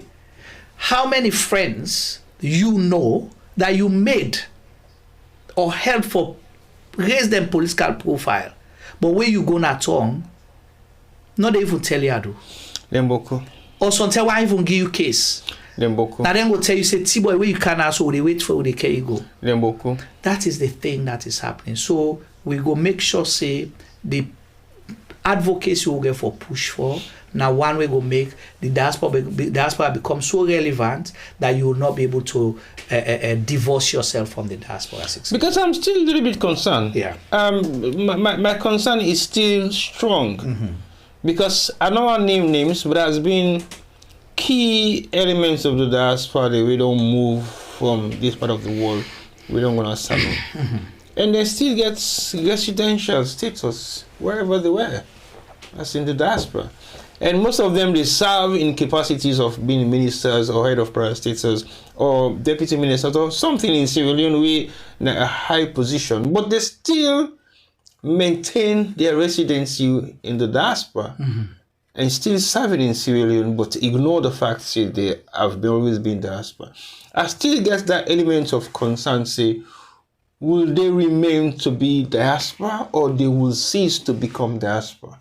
Well, we'll make it a way that make us say the advocacy and the thing we will put in place that your opportunity there will be tied to your activities and your involvement here. Okay. Because that's the only way one of the ways that you will make the APC relevant at the diaspora. Because if I know say for that I go serve, my recommendation has to come from here, I'll toe the line. Because government they change you anytime. So if you they pull that one person, if you don't give me 50, you know, say you pull the all, if you they pull, get for member we back say, okay, don't pull some of una up. Remember we back now 50 been sent, but I don't pull 30. So now only 20 people did it. So we will beg for send the other one them. So now you go to big we now say, hey dear, when I talk to the path for you. No, but so if you're not attached to we, you need to pay membership dues, they contribute to get events, they do nothing. We're not gonna remember you. But again, I tell you, interestingly, you have a lot of people in Sierra Leone that contributes to activities happening in the diaspora. Okay, and they were diaspora members. Some of them before. have not been part of, and some of them have been part of the diaspora, either they can study or not. So we are grateful to those people as well. Okay. Yeah. So now, before we go, what is your relationship with the party structures in Freetown? I play my part, as you already know. I know the weights. Pass a big, get official position. I do my bit, either publicly or behind the scenes. I will talk to one or two people, them here and there. And I respect the structure that is there. We want to see more of what they're doing, and with the hope see them go to more. Yeah. So that's my relationship. I'm a party member officially. I'm a honorary executive member of the party. So it was honorary foundation, but then changed into honorary executive. So I'm a full-fledged member, and they add my own voice where necessary. Yeah. Okay, well, I want to say if you're watching J Media live and you're watching The Lamp. The Lamp, again, like I said earlier on, is brought to you to learn and make progress. And today, don't get go to Juma Bah, Mr. Solution, with Juma Mubarak, and waiting. So I not say your involvement in the media has been great. Has that helped you in running your campaign? It's been a blessing and a curse. A blessing because people already know that which are the capacity I get, and that I'm not a new face. Because you walk out, when you go out there, people say, I know you, you say Jam Media. That's when they call me. Hey, where that other guy? So we get that. And of course, my write-ups as well. People reference that a lot. So that has been very helpful. But at the same time, in the process, I don't mass few toes. We're very upset. And but it is what it is. We move on with that. But to a large extent, my media practitioner activity has been very helpful, and I'm grateful for that. And I just want to make one disclaimer now to people. I'm not a defense, because sometimes people miss that for say, oh, you didn't have the media, why you for the frontline politics? It's when you did do this, you get for done separately from this. Right. So my being APC will not interfere with anything that I do in media part. We always invite people that are not APC. Mm-hmm. We treat them the same, give them the same respect. People away sometimes not even they support me campaign within the APC party that we've given platform. Yeah. You know that, right? Mm-hmm. So I separate things. Our CRGM media work is completely separate from my aspiration. So I just want to make that clear. So in running political campaigns for the past 30 years of your life, how does it feel like to run your own campaign? Very difficult. Because I'm used to doing things for people. Right. Now is the reverse. So do you feel like you're micromanaging things, or do you feel like no, a lot should have been done and it's not been done? One of my campaign managers say I'm very stubborn. Yeah, he say I'm stubborn because they say for take pictures. I refuse. I say no, I don't want pictures. I don't want new pictures. Wait, start again. So the campaign, no. Please start. The campaign manager, one of them say I'm very stubborn. And because I want for like go take these nice looking pictures, that kind of thing. I say no. You said no? Yes. Why? Because I didn't think I need pictures. But again, but then we be the 10 pictures. That's what I'm thinking. Okay, Juma, you yourself? Yes, that's what I'm saying. So it just sound like a doctor. We can go doctor in hospital and they run away. They're not like injection. So it's the same thing like this. So I don't understand. You refuse for take a picture because you say you need new pictures. Yeah. And this is the first part of your Bible. Yeah. In consultancy. Yeah. Right? Yeah. Branding. Yeah. Okay. So what's not the other challenges then? Because this is a new story to me. And the other one, one of the campaign managers say, I need consult, I need tell them how they do. Because you know how we operate. Your mindset is not in a box. We are not like in one box like this. We think. So something that they do is difficult to explain to someone to understand why you're doing it, how you're doing it. Because we already think about the results before we start the process. Again, the other campaign manager we say for the post we activities them where with the feds. I say no, I don't want to be in the public eye. You have to keep everything secret. Really? Yeah. But say we build platforms for people and for projects. So it is very, very difficult. So do they able to understand where you're coming from, or no? Some of the reason why you are the way you are? No, they don't. Some of them sometimes they don't understand. So you get for fed small, but later then they accept. So again, now I see the benefit because now I see them patient side.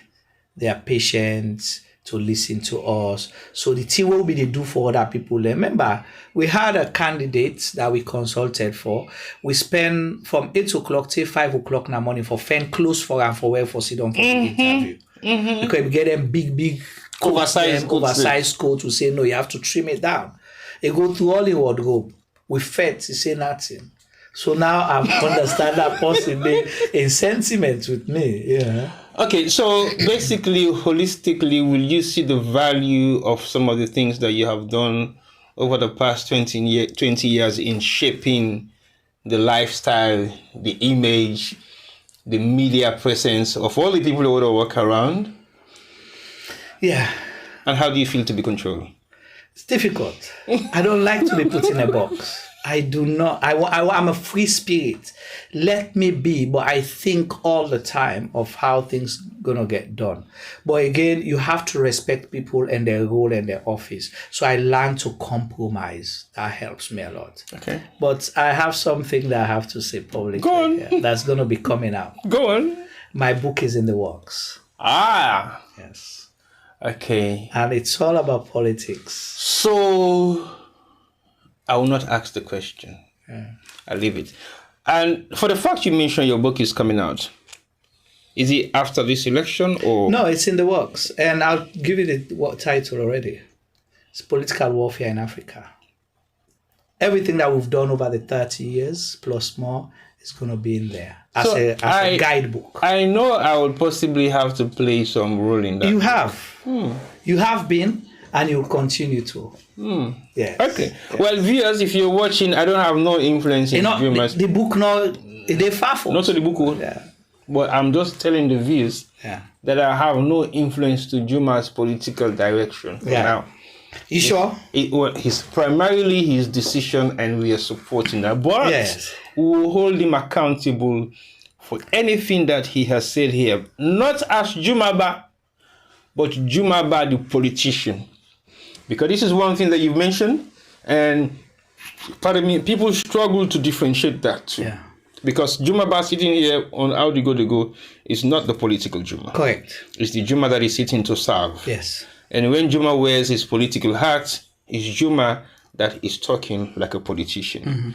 I know your involvement in politics have started in the early years of you growing up until you became a teenager, until you get involved in sitting in gatherings and meetings with people of high caliber in politics and in developmental strides. What does the future hold for you in politics? I know you're pushing this agenda, but what does the future hold for you in politics? I want to serve the APC and the people of Sierra Leone for make a difference in anything what they do. And I want to be part, build a legacy by God power that I will see, and so I not get limitation for myself right now. But for right now, I'm going for the Diaspora 6 region position because that's where I would best serve the APC for right now, plus other jobs that we're doing behind the scenes. So that's the focus. The future is the future.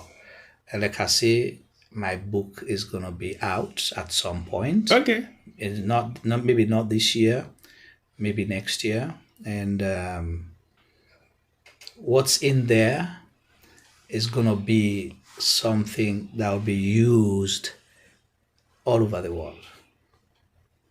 Interesting. People are asking if they can ask you a question, but I think I've exhausted you so they far. want to ask questions. Well, yes. People, they will want for ask question online. You've been given an opportunity, maybe 5 minutes before we come to your question. So please, if you want to ask questions on YouTube and Facebook, please do that now, because my next question with Juma is about rounding up and possibly giving him time to go and rest, because he's got a lot to do within the next couple of days. So I'm giving you guys 5 minutes. Before that 5 minutes comes, Juma, I know you don't do a lot within the diaspora. You don't travel extensively over the past couple of days in reaching out to the diaspora. What has been your engagements with the African diaspora?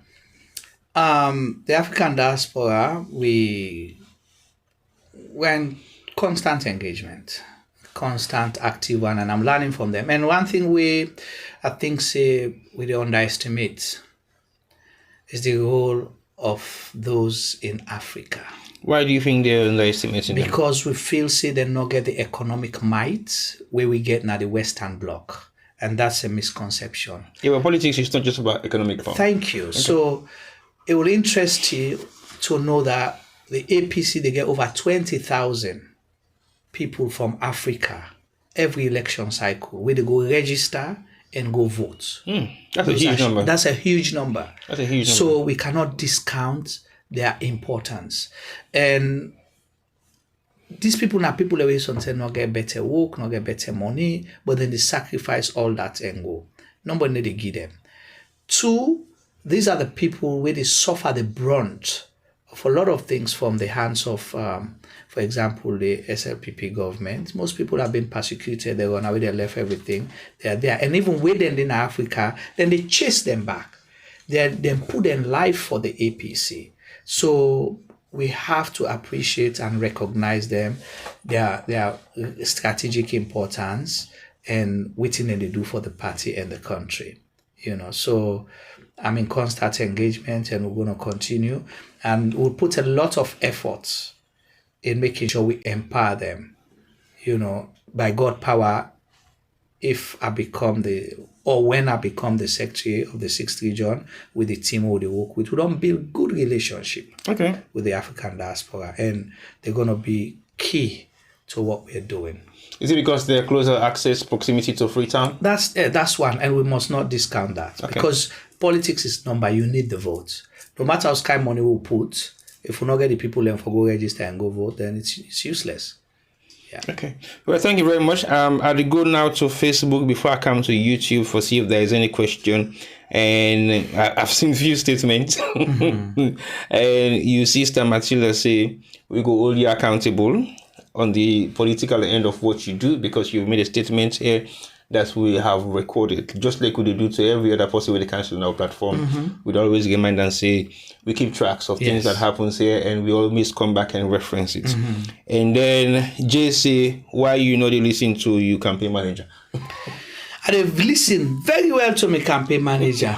The only thing no more, I ask my campaign manager for be more patient with me, because we do things unconventionally, and T-Boy will understand. Because we work together, the way they think, sometimes they can be 10 times ahead, so, but we'll listen more to the campaign manager, Geneva. Okay, you've got so many supports on the charts then so far. I don't think most of them are questions, but most of them are like commendation for you being the possible fittest person for the position. And people are saying they need a voice like your voice to be able to stand for what the diaspora stand for. And also, when I ask questions about the role of the diaspora, people are also commenting on that to say, yeah, that's a very good question, because that's been a burning question for people in the diaspora. So I want to say thank you for joining us today, and I will ask you for make you do a summary of your campaign, how far your campaign has gone, and what do you think you need to say to people that you want to thank and appreciate what they have done so far. Even though we're not come to the end of the road yet, we still have a couple of months to go, I know for sure. And maybe, just about maybe, I will be wherever the election is taking place, because we want to be part of that process. Right. So what will be your message and your final thank you message to those that I want to truly say thank you to my CRGM media team. Have you said they forget we? No. Have you said they start with we? I don't tell you say you know. Because we for end the interview. You never forget to say Bucky food. So, okay. Truly and honestly, publicly, for say thank you to you, T-Boy, Femi, Hassan, and the bigger CRGM media team. Because people don't understand that we have an office in Sierra Leone that have been running for over 15 years. We have staff members that we pay. We have people that we've trained. We're in no media house, not in a salon right now. We not get post, we don't go through it. True. None. True. Front line, back line, none will challenge that. I appreciate you guys for allowing me to go and pursue this. Will not allow you to full-fledged. Not full-fledged, but at least allow me to go for pursue this aspiration. Because it was a hard call. We were thinking, how do we play this? They affect CRGM Media's operations and my own personal aspiration. So that's been the challenge. So if people don't understand why I stepped back, this was the reason, because we wanted to make sure we neutralize that phase and then see Juma as a different person. So I truly appreciate you, the advice, the strategy, the overnight talks, and all the contributions they own and they make to this campaign. And of course, giving me the opportunity. There was no way I was going to do any official interview anywhere without coming home first.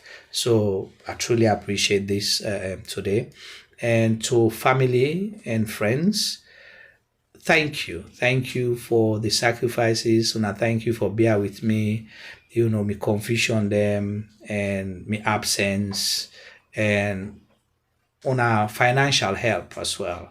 And financial sacrifices too, truly appreciate Una. And T-Boy, let's say one thing. My girls are my campaign strategists. Yes. How are they strategizing with you? They advise me to be a good servant leader. A leader that will not come and suppress the people. A leader that will respect people. And I'm saying that I'll get recording of and Tem go reach where I go play them, because I have their permission to do it. Yeah. I know your campaign well. I don't want to further ask question, but I know your campaign is full of women. Yes. Why? Is that specifically a choice that you made, or is the fact that it just happened organically? Okay. It's my lead campaign manager is a woman. So I want to say thank you to my campaign team, both in Africa, in Sierra Leone, in America, here in the UK, and other places as well, for our sacrifice and for taking up this venture with me. And to the political mentors out there, yourself, I will not mention your names. You cannot go ahead and tifuna from me. I want to say thank you to Una as well. You have maintained them. And again, I don't like for drop names, but it will be difficult to not say thank you to Putloko Bobo, because it don't take bullets for me a lot, and he sacrificed, he believed in me. He don't do a lot of things within this short space of time. And he's been one of my main hosts, for this month where I done dinner. Initially, I was going to come for a few days. It turned to 1 week, then it turned to 1 month. And to all the people who run Jambody, one person there I mention a name, but I'm not going to mention her right now. the term go reach, but somebody who work with, you know. Ubaututa, not to work. Ubaututa worked together in Yes. 2017, and now we're working together. I did learn a lot from her because he's a fountain of knowledge. And to every supporter out there, every friend out there, every comrade out there, I want to say thank you to you guys, and to the delegates at the Ask Corner support. You know, you will not be disappointed. I will not disappoint you. I'm going to come and work for you, inshallah. You know, then we really need our financial support as well to move this campaign to the next level. And even my colleagues, they would compete for the same role, position. I want to say thank you to them, because it takes a lot for put yourself forward. We all want to serve, you know. So let's just... Talking to it takes a lot for challenge you.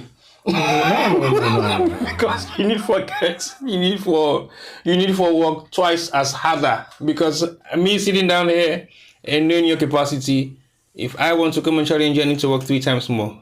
Looking at these things that we've done together, we fight every other day. Yeah. And I will not say to anybody it's an easy fight, fighting against you, because knowledge is not power. Nobody has monopoly to it. But again, for experience, I'm not blowing your horn, I'm just talking the fact of what we have gone through. For experience of what we've gone through, we've been in the ditch and out, we've survived all the struggles and challenges that you might not want to be faced with in civilian politics, in the diaspora as well. So I don't think it will be a funny task for anybody to come and fight and challenge. Well, that's coming from you. I'm really humbled. It's fact. And I wish you all the best, but I don't jealous you. Because me, for one, I am not prepared to go down that road. And the reason why I'm saying that, because we are too passionate about what we do. Yeah. And sometimes we don't want to mix it with sentiment. Yes. You are more than closer to home. Yes. If I see you and being challenged, it is not an easy battle. Yeah. So whoever is challenging you has not got an easy path. Because the person has to fight not just you, but an establishment, and establishments, and other establishments. So you are not an individual to fight against. So it's not an easy task. But I've been begged to ask you this question. Okay, go ahead. Even though we have run out of time, but they have begged me to ask you this question. Okay. My question to my Mr. Solution. If you're the winner and you become the diaspora leader you become the diaspora secretary, we can't go home because of fear of persecution, of freedom of speech. What is it going to be like? Or what are you going to do? Okay, so like you stated, I'm one person. I'm part of an institution, the APC. We've all been persecuted. You know, some of us are scared, and we understand it's very serious. But one thing I know, the party has worked so hard in the past few years to ensure that through this electoral justice or tripartite agreement, a lot of people who were being put on, bad books, they've been allowed to go home. The party fought tooth and nail for make sure say then go. We'll continue to advocate for that. So that is why part of our engagement through this is to record some of those things, to know why certain people are scared to go home. We'll compile that list together. We'll talk to our party leadership. We'll make sure, say, we continue to engage those channels for make sure, say, there's a reason for let people feel comfortable, feel free for participate and associate with the APC and support whoever we they want for support. So definitely we'll not leave people behind. When I say we have ideas, our ideas is not just the APC party. We have people, our membership, that will look after. You understand? I mentioned to you the people that are really in exile, really in the African region. We'll work with them a lot, and definitely wherever you are. But you will have to be a member of the APC followable for help you. Because if we're going to advocate for you, we want to say one of our own member. Right. So expanding the global footprint is one, to make sure, say, we know how everybody stand and how we go forward together, follow move the party and the country will be before. Will not leave people behind. The APC party is a party where you look at with constitution. It's for everybody, and we care about people. The word where they say APC na Kumra party, not to just word. Okay. Yes. Well, a good way you mentioned the fact that you have to be a member, as in you have to be a party carrying card member for you to be able to have the backing and the full backing of APC as a political party. Because I think that is being misconstrued in a way that people are actually looking at situations. Because it's about taking responsibility. We cannot take responsibility for somebody else's action. Right. Because we've been blamed a lot for things that other people are doing who are not APC members. It's very good that you're clarifying that, because I've always been asking questions about certain incidents that are happening in civilian and out of civilian. I still don't know the root end of the membership of those individuals. Yes, but just to further clarify, it does not mean the APC only serve APC members. Okay. USAI Human Rights and, Injustice Day will fight for everyone. But it will be much more easier if you're part of the party, you're scared to go. If you say you are an APC, you've been chased because of your APC, your membership cards, if we're not able to do them, we're able to signpost you to the person that will be able to help you to do it. So I feel safe to go to Freetown, right? You're going to be going to Freetown, safe and sound, just like how we go 2023 and come back safe and sound. How do I do? Right? I don't know what they talk about. I know we'll go safe and sound. We did the job, we came back. No, but on a very serious note, of course, yes, we did. And we really had to go. But I don't know how long it's time. But anyway, that's another story. Again, I want to say thank you very much for joining us this evening. I know I don't take too much of your time, and I know there will be more questions, but I'm definitely not going to ask any more questions on the list because we don't run out of time. So, Mr. Solution, Kotu Juma Bah, Mohamedou Juma Bah, Juma Mubarak, and they still left that name there for the next interview. I need to call him because the reason we can call him now for the one they right now they wait for you. Because you get the funding right now, they watch for like I call that name, they know me in people calling them, but I'm not going to do it. But anyway, it's a pleasure to have you. And what are we going to see next? Soon. Are you going to do a couple of how they goes before your election? I will. I'm committing you now. Yes. Okay. I promise. Not one, not two. Okay. Yeah. A few more. Few? Yes. Okay. So radical party. Because we go for all matter being in government accountable. Well, that's been ongoing, but I mean, like now me and you too. Yeah. Because every day people in the ask you say, now you want no more. Yeah. And I can say, I feel sorry for you. Because I can tell. I know. Man, no lie. But I come. You sure? I apologize. It's a pleasure. Thank you, bro. Kotu Juma Bah. Yes. Welcome. Thank you. And hope you have a splendid time in the UK. Thank you. And hope to see you again in America soon. Thank you. But there are surprises on the pipeline, and you'll get to know them soon. But for now, they remain to be surprises. I like that. So I would like to say to all our viewers that have been watching this program, thank you very much for watching. And I hope so una comments and suggestions them and support when I don't get to me on Kotu Juma Bah has been great for this particular program. And I know for say una get for follow am through. And don't forget, every penny counts. Say I Jamie now need the Manjelaji. So likewise, Kotu Juma in campaign not to pan bigger because now you might just know. We can say support we, you give you £5 or $5, you want for all we accountable, say, well, I've been supporting you, so thing happen. No, then can all be accountable, but then go with ransom. Well, you're not going to be ransom, but at the same time, I don't want to look at face say, for that reason, means you're not going to support. The position he's going for is not a paid position, and he's going to be working. I already don't spend beaucoup money because me don't ask and say, me man, you don't spend beaucoup money, and you're losing money by not working. So these are some of the sacrifices that people put into politics, and when they get to serve, they abuse this position. And if Kotu Juma mistake, now we begin hold them accountable. But it's a pleasure to have you, and we hope to see you back soon on how they go inside the Republic. So for our viewers watching, I know say Mr. Palmer sit on a corner right now, you know, give for engage, but you know, you even give for send no questions for Kotu Juma, but they all you responsible for that. If Juma mess around, then now you know the problem, because if you don't consider that's what today for liquid dealer. But it's been a pleasure to have you once more, and we hope to see you again for another edition of How They Go Inside the Republic. But before I go, the buzz is kicking, and don't forget to join us, maybe possibly on Friday for another edition. And tomorrow we're going to have another exclusive interview for the One Salon.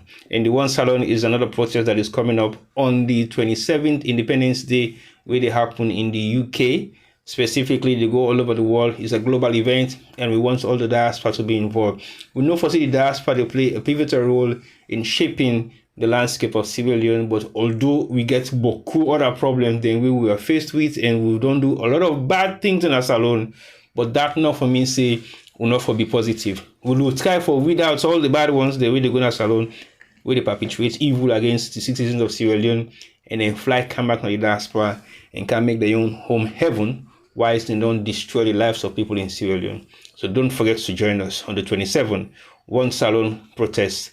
It will go in solidarity of some of the things that really happen at Salon, the injustice, and also for the implementation of the tripartite. There has been a huge concern about the implementation, and we don't see what's in the lack of the implementation or what in the cause to the people of Sierra Leone.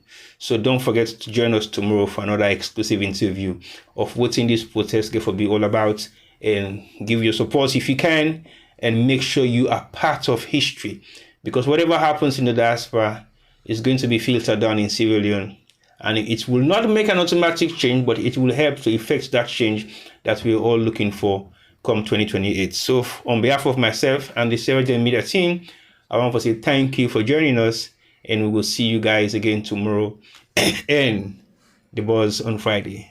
So for myself and the team, have a good night. Thank you. Bye.